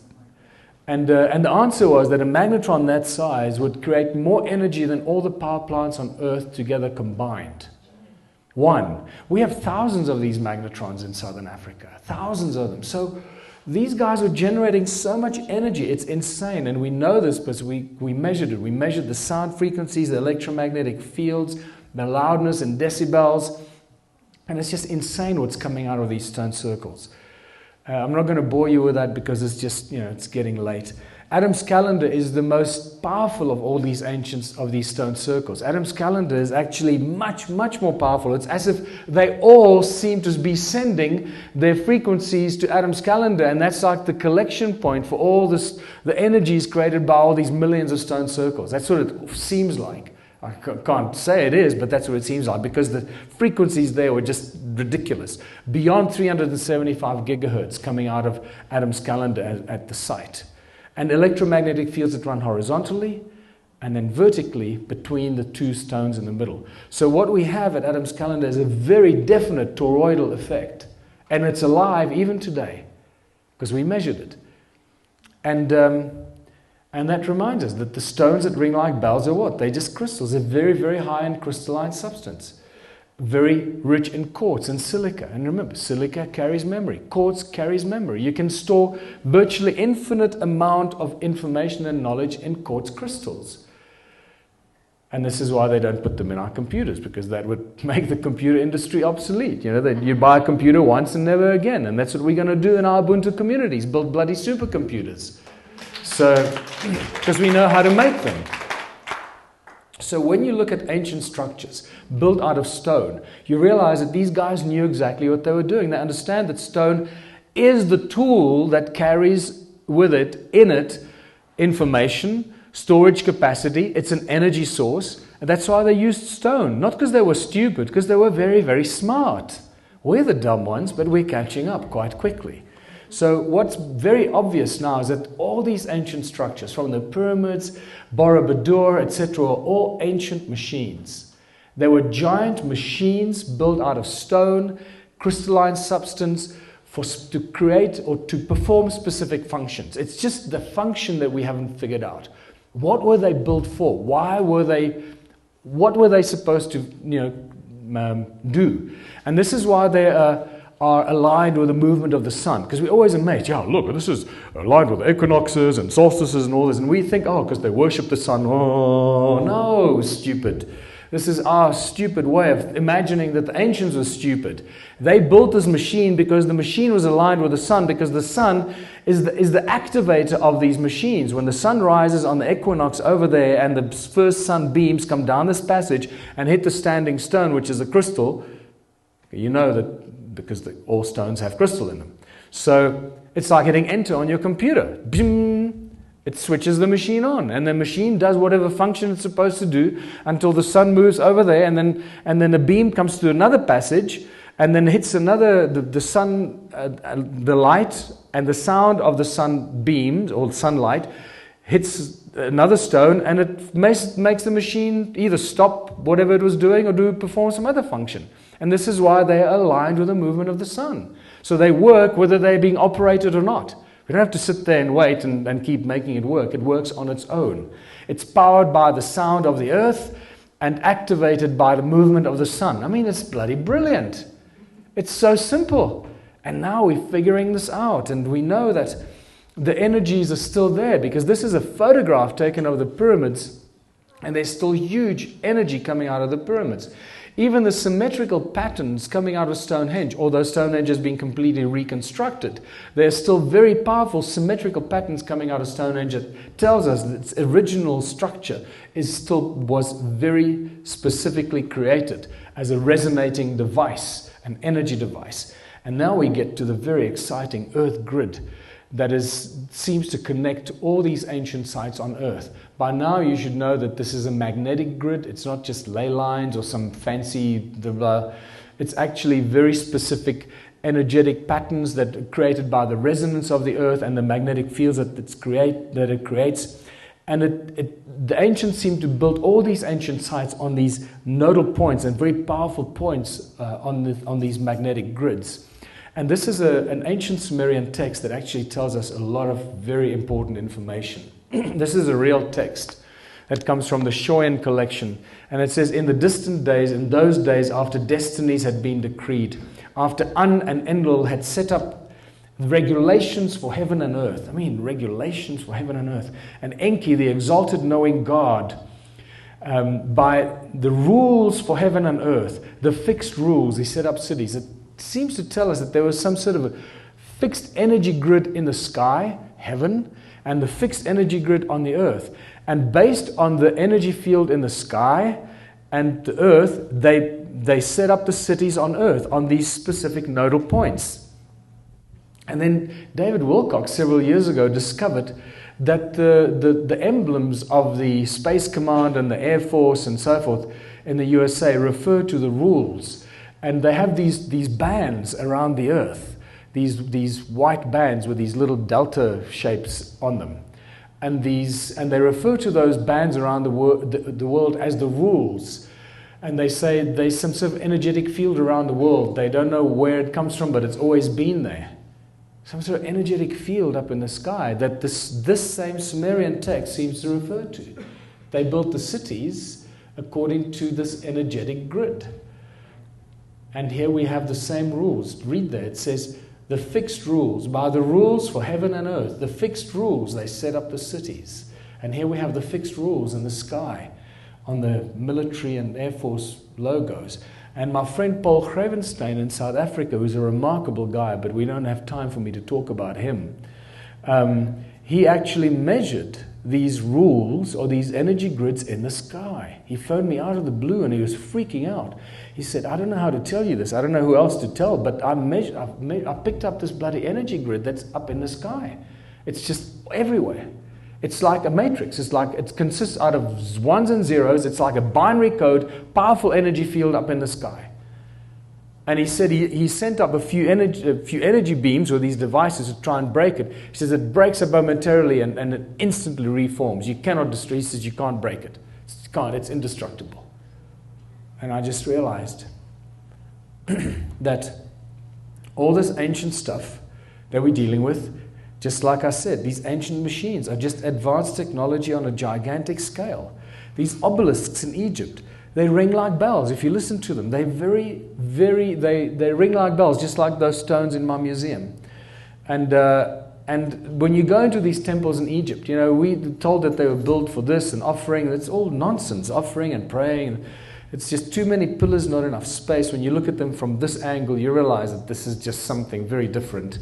And all those pillars clustered together, why would they build them like that? And then the more I looked at it, the more I realized, now inspired by realizing that the stone circles were powerful energy generating devices, suddenly seeing aerial photographs of these temples in Egypt, I realized that they weren't temples, but they were actually templates. That we're actually looking at gigantic energy circuits, circuit boards on a gigantic scale that we could never have imagined. It's just beyond our imagination. The scale that these guys were building things on is something way out of our perception because we just don't have enough money to do that. And macro processors, gigantic microprocessors become gigantic macro processors. You know, and here we are told that these were places of worship, and then this is where the people lived. No, these are giant bloody macro processors, and that's part of the circuit board. You know, it's what it is. And you can start seeing that the pyramids were the same thing. Giant powerhouses, creating huge amounts of energy. And just, you know, you start seeing things and recognizing how all this fits into ancient history. Sacsayhuaman is also just a giant circuit board. When you look at images from the air, you realize it's just a giant circuit board. It's not a fortress on top of a mountain to ward off marauding crowds and guys on horses and spears. No, it's a giant circuit board. And Borobudur in Indonesia, I mean, look at this. This is just insane. It's like just by looking at it, you see it actually resonating in front of your eyes. It's actually moves. And look at the top of Borobudur. That doesn't tell you that these are energy generating devices shooting stuff into the sky. So all of these ancient temples and structures somehow were built, or many of them, to generate energy and shoot it up into the sky. So it seems like these are the devices that seem to keep this energy grid up in the sky. And possibly this is a matrix that keeps us enslaved and dumbed down and unaware of what's going on outside of our own planet. What is actually out there? What are we looking at when we look up at the sky? As I said, I no longer believe anything that NASA shows me. And it seems that the human sound was actually the source of the energy that holds up the matrix in the sky. Because you find these beautiful amphitheaters attached to what used to be these circuit boards. So they get a bunch of people into these amphitheaters, get them excited, they make a lot of noise, and they channel that sound into the circuit board. It activates the machine and it starts to make a noise or whatever and shoots the energy up into the sky, upholds the matrix. There's beautiful amphitheater, beautiful resonating pillar of a row of pillars that used to feed into the circuit board. And so it goes. There's another one. The circuit board was on top of the mountain, and the source code for it was the amphitheater on the side. Here's another amphitheater right in the middle of a circuit board. This is in Algeria, North Africa. And since 2015, this shows you, I should update this. Nothing has changed in 2017. The templates and temples have just become churches. And if you look at the tops of churches and mosques, they just have cones, these cones that face the sky, that capture the sound and the energy of the people in the church. Look at those cones facing the sky. It's just spectacular. Capture the sound and the energy of the singing and the clapping and the fear and the anxiety, and especially these ones here. This is the mother of them all. And then business centers and cities, they're just designed to channel all the sound and energy up into the sky. Somehow nothing has changed. We seem to continue putting all this energy, the city grids are like giant circuit boards, generating huge amounts of noise, huge amounts of energy, and strangely enough, all being connected by these channels called highways that never stop making a noise, just like the stone circles. We never stop making a noise. And now I understand what Morpheus meant when he said that people are the source of energy. It makes a whole different kind of sense to me now. For whom and why, I don't quite know, but it seems that we're the energy source that keeps this matrix or this energy field around our planet or up in the sky. And that brings me back to the deception that's been woven for us over thousands of years, and especially the last few hundred years, and this whole thing of gravity and the reality that we find ourselves in. You know, Isaac Newton had almost no knowledge of magneticism. He actually mentions that he didn't understand it, and therefore he didn't write about it. If he only understood magneticism, he would not have come up with the crap that has been shoved down our throats. Gravity doesn't exist. It's all an aspect of magneticism. But you can't say this at any institution. We observe it, we can't explain it. It's called gravity. It just holds everything together. And it's there to support some very, very important philosophies that have been shoved down our throats about the world that we find ourselves in. In fact, Coulomb describes gravity as an electric phenomenon. And it's very eloquently explained and very easily explains all the activities around us, especially supporting the whole toroidal structure of our reality. Gravity is much easier explained and explains all aspects of our reality through magneticism and not through this invisible, undefinable thing called gravity. Sound creates magnetic fields, moving magnetic fields create electricity. Everything is affected by magneticism, sound, and resonance. And therefore, gravity is a consequence of sound and magneticism. And this is why it should be called the magneto-electric universe and not the electromagnetic universe. Even the precessional wobble of our planet. Remember, we talk about the precession of the equinoxes, this 26,000-year wobble. Even that can be explained with magneticism, because magnetic fields have their own precessional wobble, like is explained here. It's spectacular how suddenly everything changes in our reality. And we can start looking at the world we find ourselves in very, very differently. In 1887, there was a very important experiment that was performed, and I'm almost finished here, people. So you can just relax. This is the home run.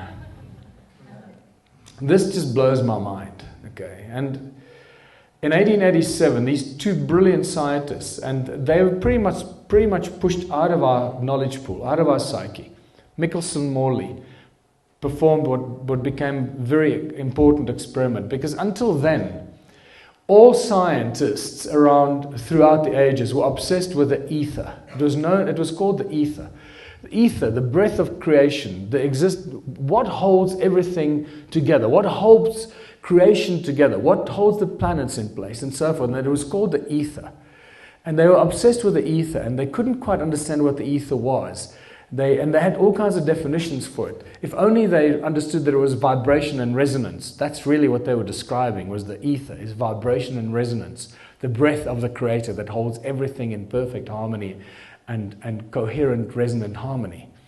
So Michelson-Morley experiment was performed to prove the existence of the ether. And they wanted to prove that the Earth moves through the ether. Well, they did two very important things. First of all, they couldn't find the ether. They couldn't prove that the ether existed. And they did this with sending out light beams in perpendicular directions, and they were measuring the movement of the light bouncing back, and they found there was no movement. I'm giving it to you very, very basic English, so it's easy to understand. You can go and research this yourself. And what came back is that there was no movement, there was no deflection, nothing. So the conclusion was that the Earth is not moving through space. Therefore, the ether does not exist. So I'm not worried about the ether too much, because by now we understand that it's resonance and sound. But the most important thing that they showed is that the Earth does not move through space. And as we sit here in this room right now today, there is no scientific evidence whatsoever that has been proven beyond any shadow of doubt, other than the evidence that we've been shown by NASA or the other space agencies. By now we know who they are and who controls them. There is no scientific evidence that the Earth actually moves through space. I told you I'm going to push you beyond some of our capacity, break down the walls of our own resistance. This has really shocked me, and I no longer believe anything. Even Mika Koku says, Michio Kaku, says that there is no scientific evidence presented today that tells us unequivocally that the Earth moves through space. What the hell is this all about? What it does tell us that ether has been replaced by the particle physics universe. And we can start seeing the agenda that was put in place a few hundred years ago, starting with the concept of gravity that replaces magnetism. Then we start seeing the discovery of the electron in 1897, where J.J. Thomson discovers the theoretical particle, the electron. Never proven to exist, but the theoretical particle suddenly becomes a reality. And a few years later, let me remind you, do you see anything physical in the picture of the electron? No. And this is why people like Nikola Tesla and Ed Leeds-Kalnin's comments, and even Albert Einstein and many others about the electron and that whole agenda of replacing the ether of creation with particle physics. Particle physics very quickly replaces the ether, because that's something they didn't want to get us sucked into. And suddenly Rutherford comes with his atomic model in 1909, 1911, and we are still stuck with the same bloody bullshit atomic model that was presented by Rutherford. And that, quite frankly, if you go and look at that experiment, that atomic model experiment, I'm sorry, I read it, I've looked at that over and over again. It is so naive, it is so stupid.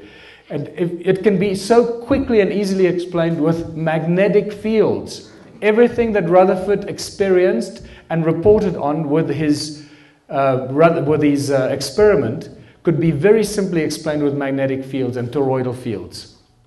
And then by the time Einstein released his theory of relativity, that was the final death knell in the ether, or the theory of the ether, or as we call resonance and frequency. What's even more interesting and important is that the many experiments that have been done with the cosmic background radiation over the years have brought back some very, very interesting results. And Max Tegmark from MIT, in The Principle, I don't know if you've seen the documentary called The Principle, very clearly tells us, and he's the guy that drove that experiment, they found that from our perspective, the Earth is the center of all of creation. This is not popular in mainstream science, and yet this is what the most mainstream science results are telling us, that from our perspective, the Earth is the center of the universe. Not only that all the other observable galaxies and solar systems seem to exist in layers moving away from Earth as the center of the universe. Do with this information what you want. What I'm going to bring you back to is that everything is connected through a fractal nature of resonance that creates magnetic fields and toroidal fractals throughout all of creation. The atomic models, the quantum theory, all of that stuff can be very easily explained with the stuff that I shared with you, with sound, resonance, and magneticism. What happens is that the more questions we ask about this, the more mysterious are the things we find. And this is why I call this presentation Exploring the Nature of Our Reality, and really pushing the boundaries of our own capacity to tolerate new information. Because this certainly has shaken my reality, and I no longer believe anything I'm told by any university professor anywhere, because they're all lying. And yet, Max Tegmark gave us some very interesting information. What we do with it is what matters most. What do we do with all this knowledge? Because we can't affect what happened in the past, but we certainly can affect tomorrow morning when we wake up and we enter the world and we share our knowledge and information with others. And this is why I believe that we're the ones we've been waiting for, and we are co-creating a new reality. Now that you know how powerful your thoughts are, how powerful every word you write, how powerful every message you leave for somebody on your cell phone, how every email you send, how powerful all your communication and all your thoughts are, you realize how quickly we can co-create a new reality for ourselves. Because all of this positive stuff, the positive thinking, the positive talking, the positive co-creation of a new reality for humanity that is filled with prosperity and abundance is right here. We are creating it as we speak it and as we think it. No one can stop that. It's up to us. And the more people say it, think it, speak it, imagine it, the quicker we are going to create it. And we are more enslaved now than we've ever been before, but with this enslavement comes the absolute understanding of how important it is to liberate ourselves from this enslavement. And it'll require a whole new kind of thinking, because we cannot solve the problems that were created for us with the same kind of thinking that created the problems. So our system is broken, it cannot be fixed. We need a whole new kind of system to get out of this mess. We've been born into the slavery, we now understand it, we've grappled with it, it's okay. The fact that we get it, we understand it, we can now do something about it. And remember that it is the money system that has controlled us, that has enslaved us. Money is the tool by which we are enslaved. Until we come to terms with what money is, where it comes from, how it was created, we will remain subject of those who control and create the supply of money. And if you don't know this yet, the Sumerian king's tablets tell us very clearly that money was created as a tool of enslavement at a very specific point in time in history. It's when these first priest kings were descended from heaven to earth, and these first priest kings created the form of writing. They wrote their clay tablets, and they issued their clay tablets from their temples as the first bankers, as the first forms of money. These are the first forms of money we find on Earth. Whether it's 6,000 or 8,000 years ago, who knows? But what it tells us is that the first kings owned all the land, they were the first bankers, and their temples were their first banks. And the way they created money is exactly the same way that our bankers create money today. It was maliciously introduced as a tool of enslavement. Money is not a consequence of thousands of years of bartering and trading that eventually became this noble tool to help humanity today. Money is not there to help us. It's there to keep us enslaved and turn us into debt slaves forever. Now that we know this, and I hope you know this by now, we know what to do. And this is where the Ubuntu movement comes in.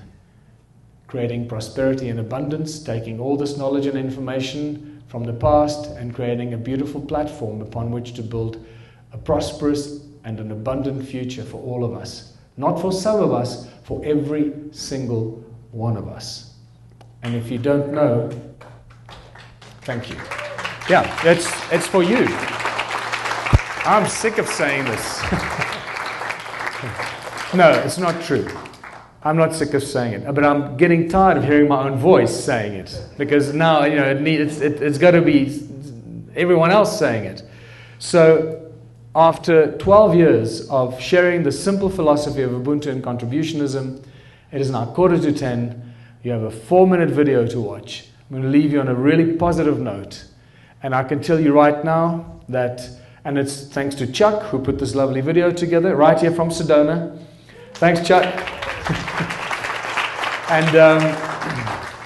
And I can tell you right now that already we have mayors in Canada, in the USA, in Brazil, and even in South Africa. We have mayors that have come forward and said, I love this philosophy, I want to turn my town into the first small town that implements this philosophy. And once you know that by the time the first town goes this route, it's going to be an unstoppable wave of creation that'll spread around the world, and no one's going to be able to stop it. No army, no government, no one will be able to stop this, because it'll come from the people, millions of people in thousands of towns. So our one small town strategy is a combination of 12 years of research, work, figuring out how we're going to get out of this mess, and this is the new spearhead and the plan of action, the simple plan of action to get out of this economic slavery we find ourselves in. So thanks very much for being here. Thanks for coming. I hope that this has taken you to new areas of thought, of thinking about who you are and what your role is in this world and this nature of reality around us, which is not what we thought it was. And we now know what we're going to do tomorrow and live a beautiful life.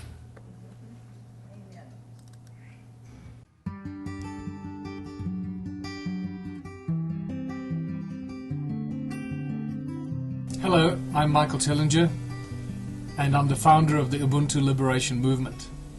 Welcome to the launch of our new strategy and plan of action, which we call One Small Town Can Change the World. So, what is our plan?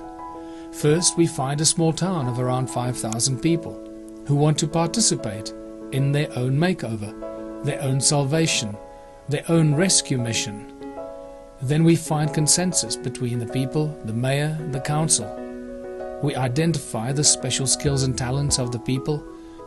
We identify the industrial and environmental potential of the town. Then we develop a razor-sharp business plan for a variety of community projects to match these skills and individual potential. These projects are actually meticulously well-planned businesses, but there is one huge difference between these and other businesses.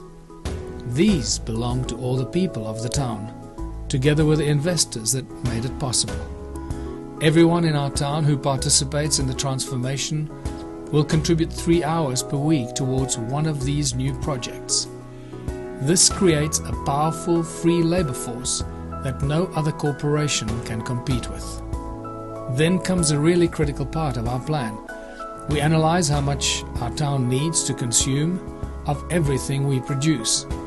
And then we produce at least 3 times as much as we need. We can do this with ease because our cooperative labor force. Everything we produce is distributed freely to everyone who participates. and the other 2/3 are sold on the open market to our neighboring towns and cities, or even exported, if need be. But herein lies the twist. We sell whatever we produce cheaper than any other supplier. How is this possible? Because of our free labor force and the ingredients that we supply ourselves. And so, in a strange twist of fate, money will become the tool that destroys capitalism. It becomes clear that contributionism devours capitalism wherever it may be. This will lead to a substantial income stream from all our projects very quickly. From food to technology, healthcare to music, tourism to engineering, and so much more that would not be possible in a capitalist model. Why? Because it would simply not be financially viable. Set your imagination free and imagine how much wealth our little town will create from just 50 new projects. But what do we do with all this money? We keep it simple, as we always should. 1/3 goes to the investors or the farmers or the factory owners that turn their businesses into a community project. 1/3 goes to upgrading and maintaining and constantly creating new projects based on the needs and skills of the people. And the last third is distributed equally to everyone who participates in the projects. This provides for an elegant and simple transition phase. No one has to leave their job because everyone has 3 hours a week. And very soon, the people of our town will be receiving more money from community projects than their jobs, while getting most of the things we need to live for free. As this abundance begins to grow and our town becomes wealthy beyond comprehension, new projects will start up every week, giving expression to the creative talents of our people. One by one, the people who work for the mines and other dangerous industries will leave their jobs because they earn more money and benefits from contributing only 3 hours per week. And without any resistance, opposition or conflict, the nasty corporations will close because nobody will work there anymore. And the existing system will simply shut down and fade from our memory as we create a new system and a new social structure. At this point we realize that we don't need money at all, and yet we have more money now than we've ever had before. Everyone will know that money does nothing and people do everything. And so, in a strange twist of fate, we use the tools that enslave us to free us from that slavery and build an unshakable foundation in which the tools of enslavement have no more effect. There has never been a simpler way to unite the people and create abundance and prosperity for everyone. And there has never been a more lucrative investment opportunity to conscious millionaires to participate in creating a true utopian future for everyone. So, which will be the first small town to start the domino effect? Just one small town that'll change the world. Why not yours? Okay. Thanks very much. That was it.